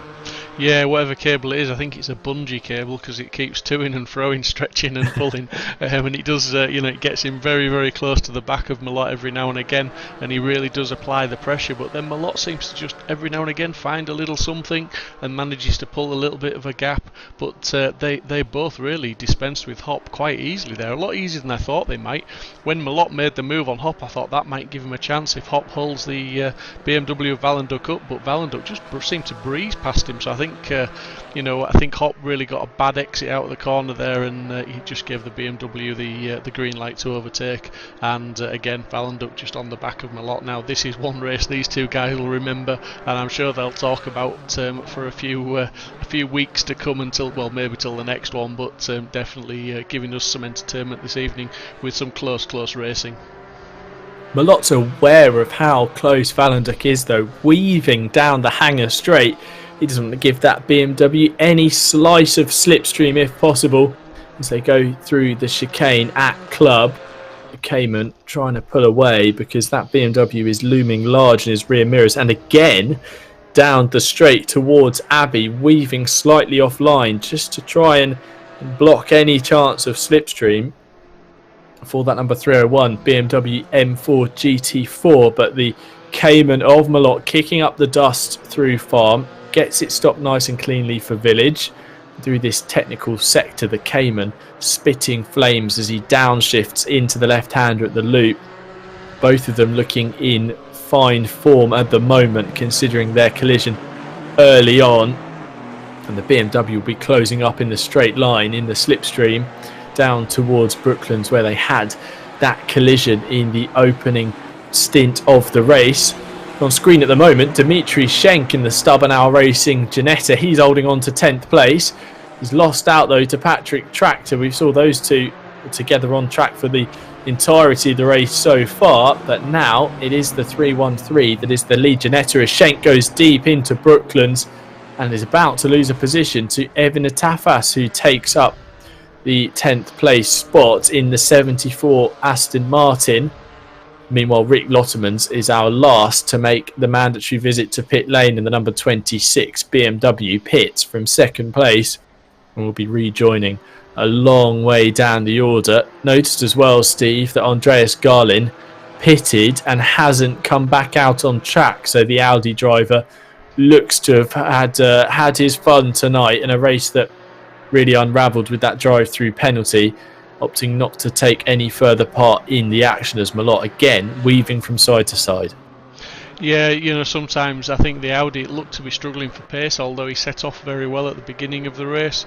With about 15-20 minutes in, he started to look like he was struggling to hold position and hold people back. and obviously a couple of the guys overtook him fairly easily, so he maybe just thought, got the drive through, pushed him further down, and he maybe just couldn't see any way to come back. But it's a great shame when drivers have to retire like that. But look at this battle now with Valenduk really pushing Malott, and they are catching up to Workman ahead, who is only sort of 2.1 seconds up the road. So this is going to be a battle for that all-important second place, and 2 out of these 3 cars are going to be on the podium. The question is, which 2 of the 3? Is it going to be Malott and Valenduk, or will Workman manage to hang on to one of those steps on the podium? So it's shortly going to turn into a 3-way fight. The final 2 steps on the podium. The gap back to Frank Hopp now as well, nearly 4 seconds. So it is going to be 2 Caymans and a BMW scrapping it out for the final steps on the rostrum. Some championship considerations with points to take into thought at the moment. Tim Krul with 148 points coming in as Valenduk once again gets very close. Krul is all the way down in 12th place. He'll only be scoring 4 points, which will leave him on 152. Meanwhile, Spenklink came into the Silverstone round with 134. Will be leaving with 35 points at the moment, added to his tally. So that will be a total of 169. So we will see the championship lead change if things stay as they are. But with 12.5 minutes to go, it's got every chance of changing.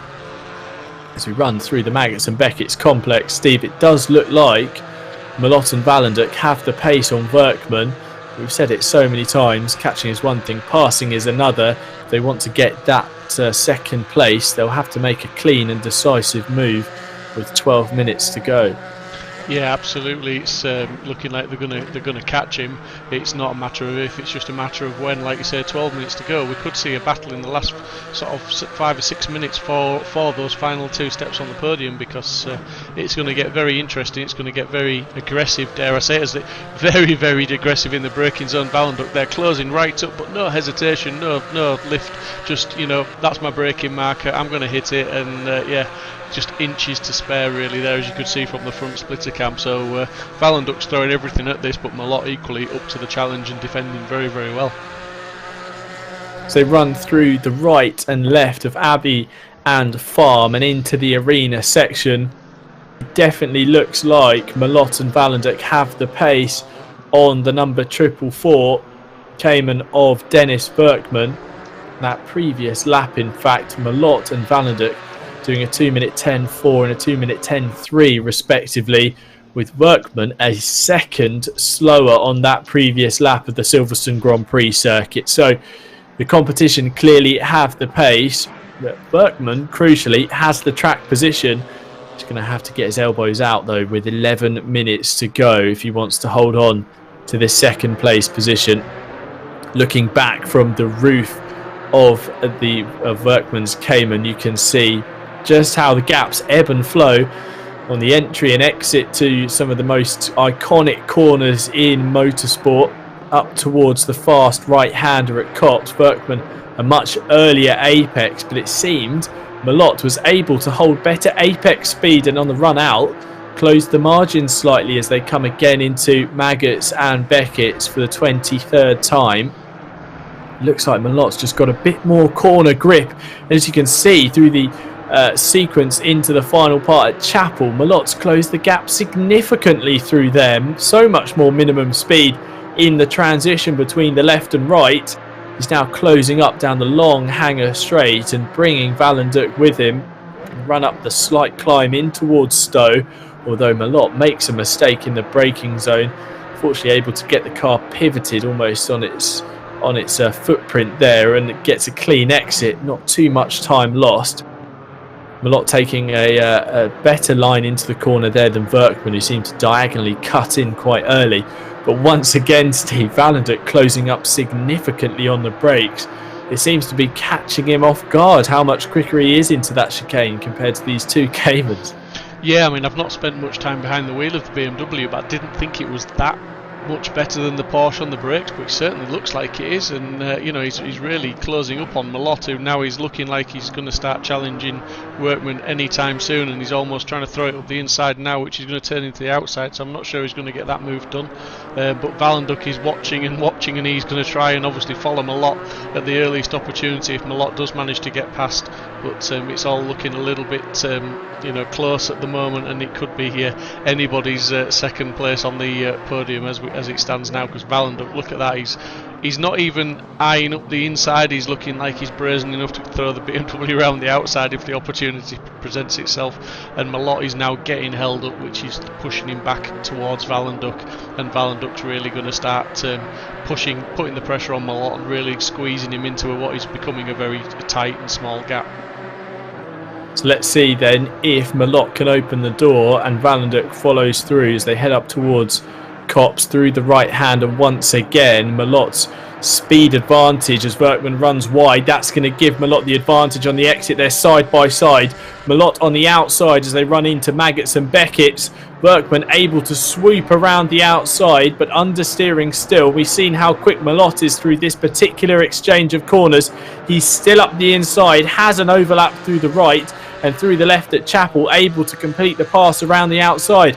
Valenduk tucking into the slipstream behind the 444 Cayman, moves to the inside. The door is being closed by Workman. He tries to get up the inside in towards Stowe to follow Malott through, but no, cannot get the job done. And I don't believe this, he was beaten on the brakes as Malott must have made a mistake because Workman back through and he's flashing the lights on the run down the hill towards Club.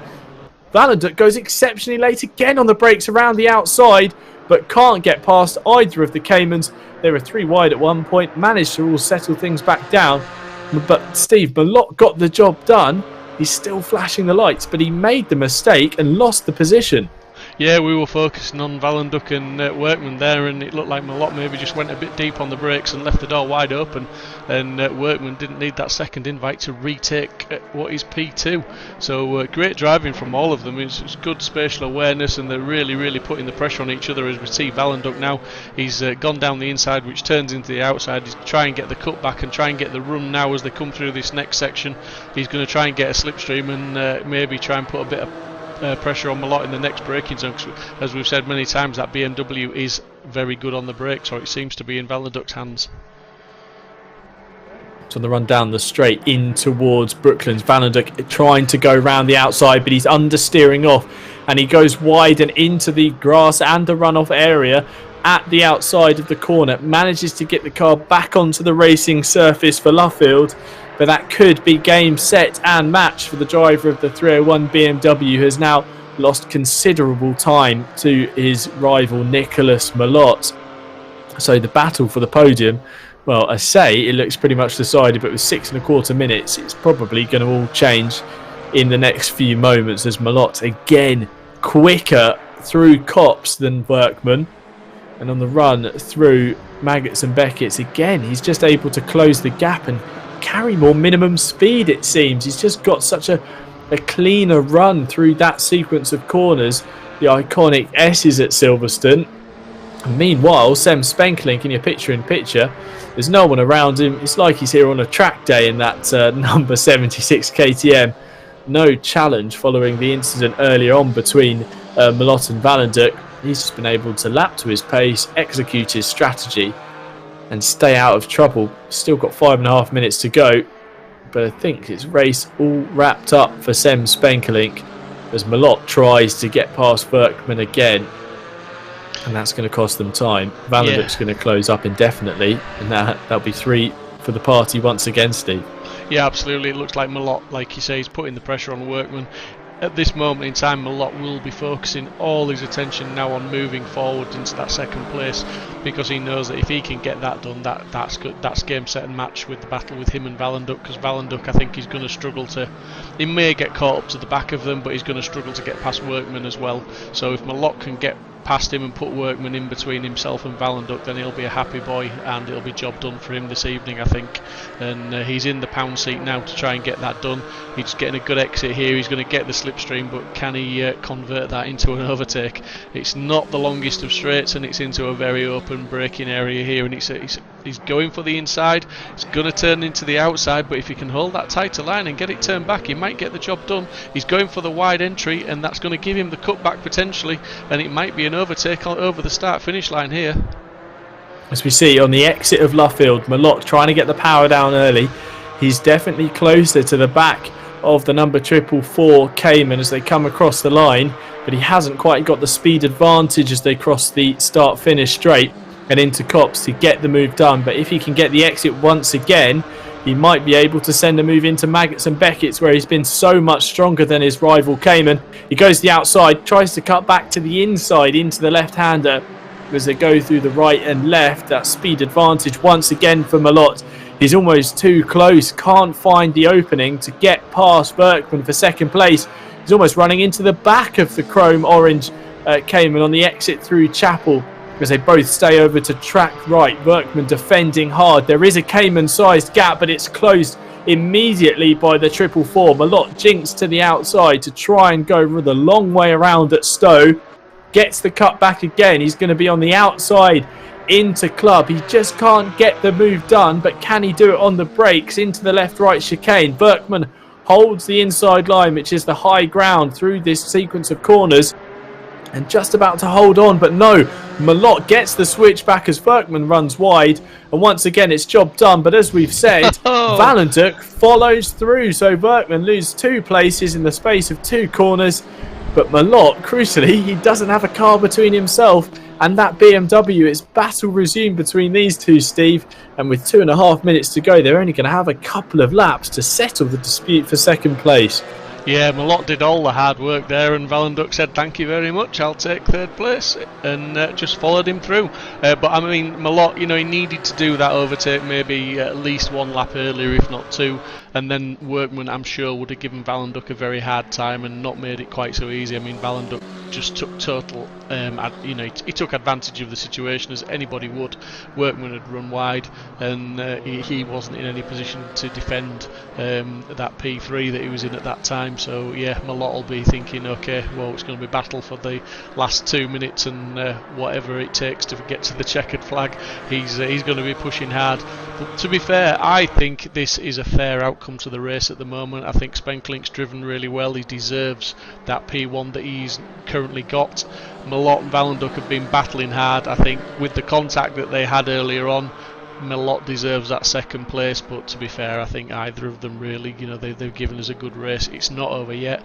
Valenduk is going to be pushing now hard. It looks like he still has got that pace advantage over the Porsche ahead of him, but the important thing is that down the straights he doesn't seem to have enough of an advantage to convert it into an overtake. It wasn't handed to them, was it, Steve, those podium places? Because with that contact they really had to fight their way back into the competition, and it just shows the pace advantage they've had. Do you think they would have been able to keep with Sem, because the lap times have been fairly evenly matched across this first 3?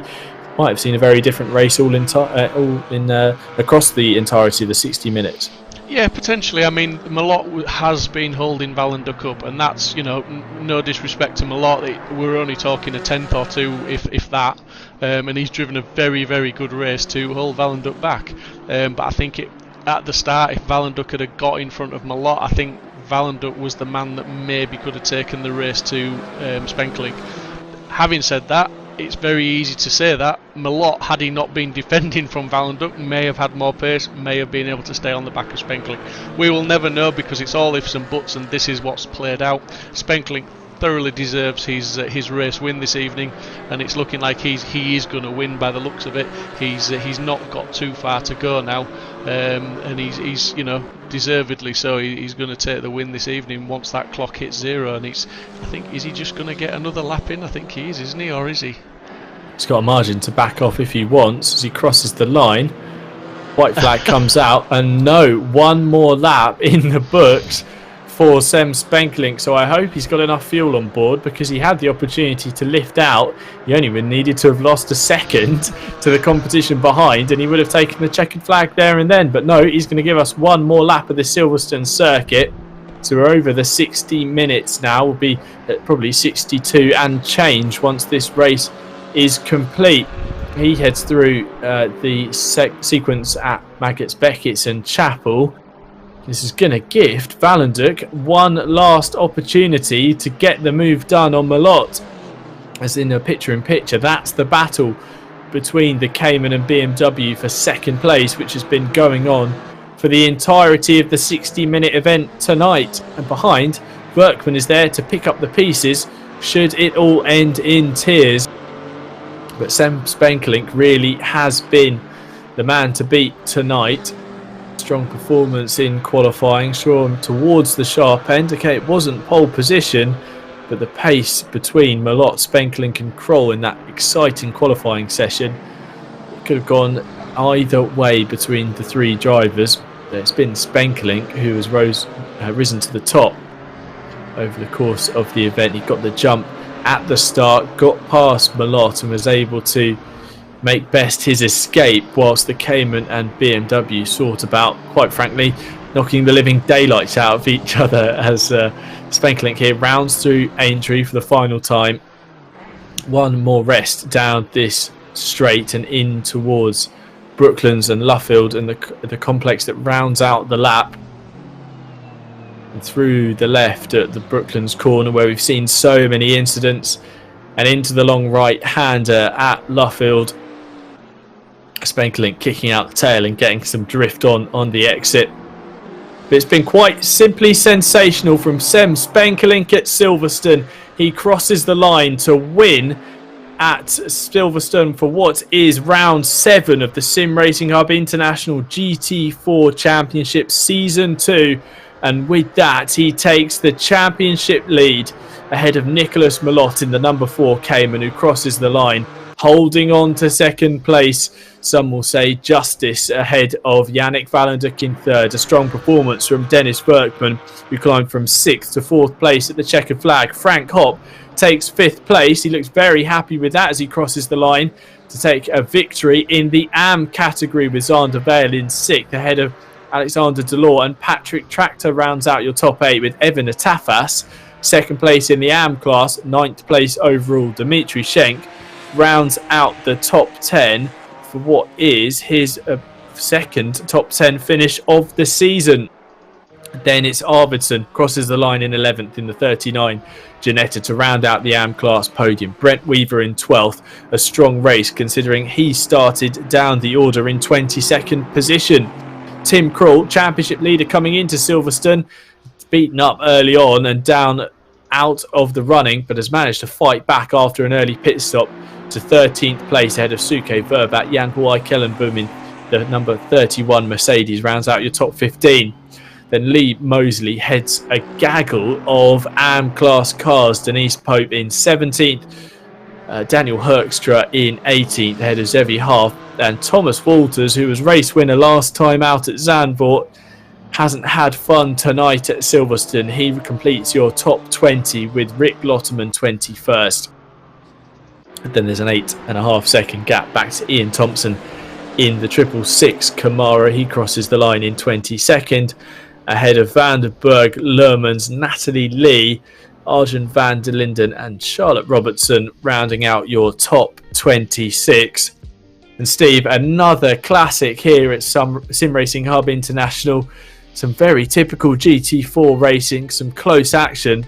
And Simon Zimmerman in the YouTube chat saying, great driving from Malott. He was able to make a couple of moves tonight that really helped him fight back into that second place position following the incident with Yannick Valenduk. Yeah, absolutely. They never, ever, ever disappoint, do they? You know, they always give us a fantastic race, and you know it's always an absolute pleasure to watch. So you know it's been good racing, and I'll look forward to seeing what's said in the interviews very, very shortly. And it's yeah, Sem Spenkelink will be over the moon with that one, I think. Obviously, my prediction of a Porsche on the top step was totally wrong, and part of me is glad it was wrong, you know. But it was the obvious choice. I'm not a betting man, so I always usually go for a certainty if you have to ask. And I would have said a Porsche would have been the certainty around here tonight. But yeah, I think Sem thoroughly deserved that win, and you know he had a dominant drive there. We didn't see much of him, which usually tells you the driver's doing a good job. but also crucial for the championship. I said in the introduction and before the race got underway that drivers will be looking to score strong points because with only 2 rounds to go now, we head to Misano and then on to the Nürburgring for the final round of the season. Scoring strongly tonight could set you up for a nice run in to that finale in 42 days' time. Spenkelink wrestling the championship lead from Tim Krul. Krul not really a factor tonight, Steve. Unfortunate with that collision early on, and that was almost his race said and done. Able to battle through to 13th, but these 2 races, Zandvoort and Silverstone, haven't gone the way of the Cayman driver. Absolutely not. No, it's it's like we said though at the beginning of the race tonight. Before qualifying, we said about how open this championship is and how we see so many different people featuring in the top 10 and in fact on the podium. And I think it's just great to see everything going on, and it's great to see the quality, the level of racing here, the level of respect, and that C word that we mentioned so many times, the consistency of some of the drivers, and none other than Sem Spenkelink was probably the most consistent driver on track this evening, and I can say that because, like I said, we didn't see much of him, so we can't really pick faults with anything he did because we weren't watching him. Well, speak of the man, we've got the top 2, first and third in the interview room. Race winner Sem Spenkelink taking victory here at Silverstone. Sem, it was another dominant performance from you, but you were run close in qualifying. 3 drivers only separated by less than 1/10 of a second. The competition was fierce tonight, but it looked like, some would say, you were potentially handed that one with the contact between Yannick and Nicholas. Yeah, it was definitely challenging qualifying. I kept ruining my laps early on. Took me a little bit of changing the setup to get it stable on low fuel, but then I finally got the lap in at the end. Was really happy to beat, I don't know who it was in P3, but by 3,000s I think. So that was like insanely lucky for me because I knew the first lap would be quite challenging for me, but also really important with the long straight being at the start of the lap. Where the BMWs and the Porsches, of course, are much quicker than the KTM. But yeah, luckily I stuck around there and actually managed to take P1. And from there on, it was quite tough. And I think I will just have to thank Yannick, who's here with me in the live broadcasting room, because he made my life quite a little bit easier, like quarter into the race, because their battle ended in the gravel. I think couldn't quite see it in my mirrors, but. Yeah, from there on it was quite a straight race to the finish. Did you have a game plan coming into the start? Because you've spoken before about how the KTM lacks in certain parts of the track, particularly in top-end speed, and you're forced to fight back under the brakes. Was your plan always to get through at the start, or did you think that you might have to just hold on till the pit stops and make an impact there? Yeah, so I knew overtaking would be quite difficult. So I hoped that I could pressure P1 at the start and then force him into a small mistake, which eventually he did quite soon. I think Malot just went wide in the arena, and I managed to get on the inside. Then he almost got past me again on the straight because the straight line speed is just terrible. But I managed to stay on the inside, and that was quite lucky. I mean, if I didn't overtake him there. Then he would hold me up in the twisty sections, and Yannick would have probably taken me on the straights. So it was quite important for me to bounce early on and overtake Malot. Luckily, I made it happen. With your championship contender Tim Krul finishing further down the order outside the top 10. Provisionally, you take the lead in the championship with 2 rounds to go. We head to Misano next. Is that a circuit you're looking forward to, and do you think the KTM will be strong there? Because there are a handful of flat-out sections where that straight line speed deficit could come into play. Yeah, and it has some tight and twisty sections, but there's also one very long back straight. I think it's just a matter of trying to gap the other guys at the start of the lap and then have just enough for the back straight, so it will be challenging again. I think even though it's a more twisty track, I think we can see comparable battles to here. with different cars, of course, having their strengths in different sections of the track. So it will definitely be challenging. I'm really looking forward to that one. Misano is a fun track. Really a driver's track, I would say. So let's see how it goes. Before then, though, Sam, we go back to endurance racing on the 5th of June for the 12 hours of Bathurst. You're looking forward to that, getting back behind the wheel of a GT3 car. How are you and the team prepared for what is the longest race of the endurance season so far? Yeah, it's going to be a tough one because besides being the longest so far, it's also a really challenging track and the walls are really close. We're not quite at the speed yet. When I looked at the pace from some of the other guys, we have some practice to do, but really looking forward to it. What can I say? There's some extremely fast guys in the enduro, and it's all about consistency and not putting it in the wall there. So we'll see what happens. Brilliant stuff. Well, congratulations tonight on your win, Sem. Look forward to seeing you at the race at Bathurst first, and then back for GT4 action at Misano. Yes, thank you very much, Tim. Also, great broadcast again today, guys. Hope to see more. Steve, you get greetings from Chunky Drawers. I don't know who it is, but okay. There you are. Okay. Brilliant stuff. Well, we'll go over to our third place finisher, Yannick Valenduk, driver of the 301 BMW. Yannick, you were certainly in the wars tonight, but the BMW had fantastic pace here at Silverstone, back on the podium after your race victory at Zolder. All in all, a good performance this evening. How was it for you? Yeah, thanks guys. Oh, that was intense. To be honest, I think I've cursed more than ever before in a race. Just, yeah, by the way, you're welcome, Sam, for helping you out. The pace was great. I think I should have put it on pole, and I just invalidated a lap, and I didn't put the lap together. But that happens. But still, we were so close, the three of us, and then I made the mistake because Nicholas was just defending very well, and I was trying too hard, and I must have locked up and hit him. It was very unfortunate. So the win was out of the question there, but I tried to stop early and then tried to undercut some people, but I messed up my pit stop and just fell back behind the group of I think Dennis, Nicholas, and what is it, Frank, I think. So that's unfortunate, but it was a fun race in hindsight, but I was screaming a lot, I have to tell you. Well, it looked like you had plenty of pace on the brakes. It seemed you would close up a gap of about 3 or 4 car lengths on the run into the chicane at Club.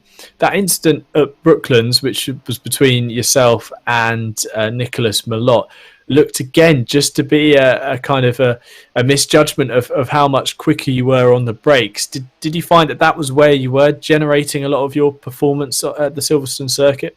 Definitely, yeah. I was. There were like 3 or 4 points on the circuit where I was gaining a few tenths under braking, but I also lost the same pretty much under acceleration. So because I was so close to him, I couldn't really extract my own pace and I just wasn't able to get a good exit and make a move. Really, that was why it was so frustrating. But yeah, definitely the brakes were where I was strong. So as we head into the final 2 races of the season, like we say, there is a break for the Endurance Racing Championship to take place at Bathurst. You now jump up well in contention, up into second place provisionally. Are your eyes starting to turn on maybe closing that gap to Sem? And do you think you've got what it takes to take the championship fight right down to the wire at the Nürburgring? Yeah, well, I think I should have won today to really keep the pressure on, because there's one drop result, and of course Sam had a disconnect once or even twice, so he'll have 0 points taken away from him, and for my worst result was like 7 or 8 points, so I'll definitely be a bit further behind even. So yeah, unless he's having another issue, I don't think it will be easy, but of course I'll keep trying, definitely. Well, brilliant stuff, Yannick, and thank you very much for joining us here in the interview booth. Congratulations on your result this evening, and look forward to seeing you next time out. Thanks, guys. Steve, interesting to hear from race winner Sem and then our third place finisher Yannick, who was in the battles, it seemed, with Nicholas Malott for the entirety of the 60-minute race. But we haven't really seen, too much in terms of drama for a number of drivers. It all seemed to be really hard, fair racing, and it looks like we're going to be getting plenty more of that next time out at Misano. Yeah, absolutely. I mean, Misano's a great racetrack as well, isn't it? It's got the tight twisties, it's got the very high speed back straight there with the slight right kink in it, which favours the brave and it can hinder the daft. But yeah, it's been some great racing tonight. Silverstone does promote good racing. There is a bit of room, and as we saw, you can take various lines in. But what a job Malott did of defending against Vallenduck. Vallenduck really took it to him and really put him under pressure. Fantastic race-long battle. I mean, credit to Vallenduck for diving into the pits and maybe trying something a little bit different, going for that pit stop, but just unfortunately it didn't quite work out for him. But he definitely had the pace on Malott tonight, but Malott just put the car where he needed to and defended and brought it home, and credit to him. But I think the driver of the evening, to be fair, as hard as the racing was behind him, Sem Spenkelink did the job, did what he needed to do. I did not think that KTM would be able to get away at the start like it did, and yes, he was gifted a little bit of time. I won't say he was gifted the win, because I don't think he was. I think that's Sem worked for that where he got the car, and it was a case of the guys tangled behind, gave him a little bit more headroom than he had, and he just didn't make any mistakes. So yeah, well done to Sem, but well done to everybody. And that when I say everybody, I mean everybody on the grid. I was panning up and down the entire field. We had battles all over the place. There was battles right down into the to the end of the field, and there was close battles. And like you say, there was a little bit of door rubbing here and there, but nothing too malicious. A couple of little mistakes on heavy braking, but there was nothing too untoward that we saw on camera anyway. I'm sure some drivers may have a story to tell, but well done to everybody. Great racing, and thoroughly enjoyed watching that one. So we take a break from GT4 action to go racing in the Endurance Championship here at Sim Racing Hub International, which you can catch on the 5th of June. It's the Bathurst 12 hours. So make sure you are subscribed to the SRHI TV YouTube channel and hit the notification bell just to make sure you don't miss out when we go live for our next events. We'll be back though in 28 days time on the 22nd of June for the penultimate round of this second season of GT4s here at SRHI. I've been Tim Fulbrook, joined once again by Steve Proudley. I look forward to seeing you then. Make sure to set your calendars for the 22nd of June, because you won't want to miss the run-in to the championship finale at the Nürburgring. It was Sem Spenkelink who rose to the top here at Silverstone, but the championship looks set to go all the way down to the wire. Until next time, from Steve from Sim Sport Solutions and myself, Tim Fulbrook, look forward to seeing you then. Goodbye.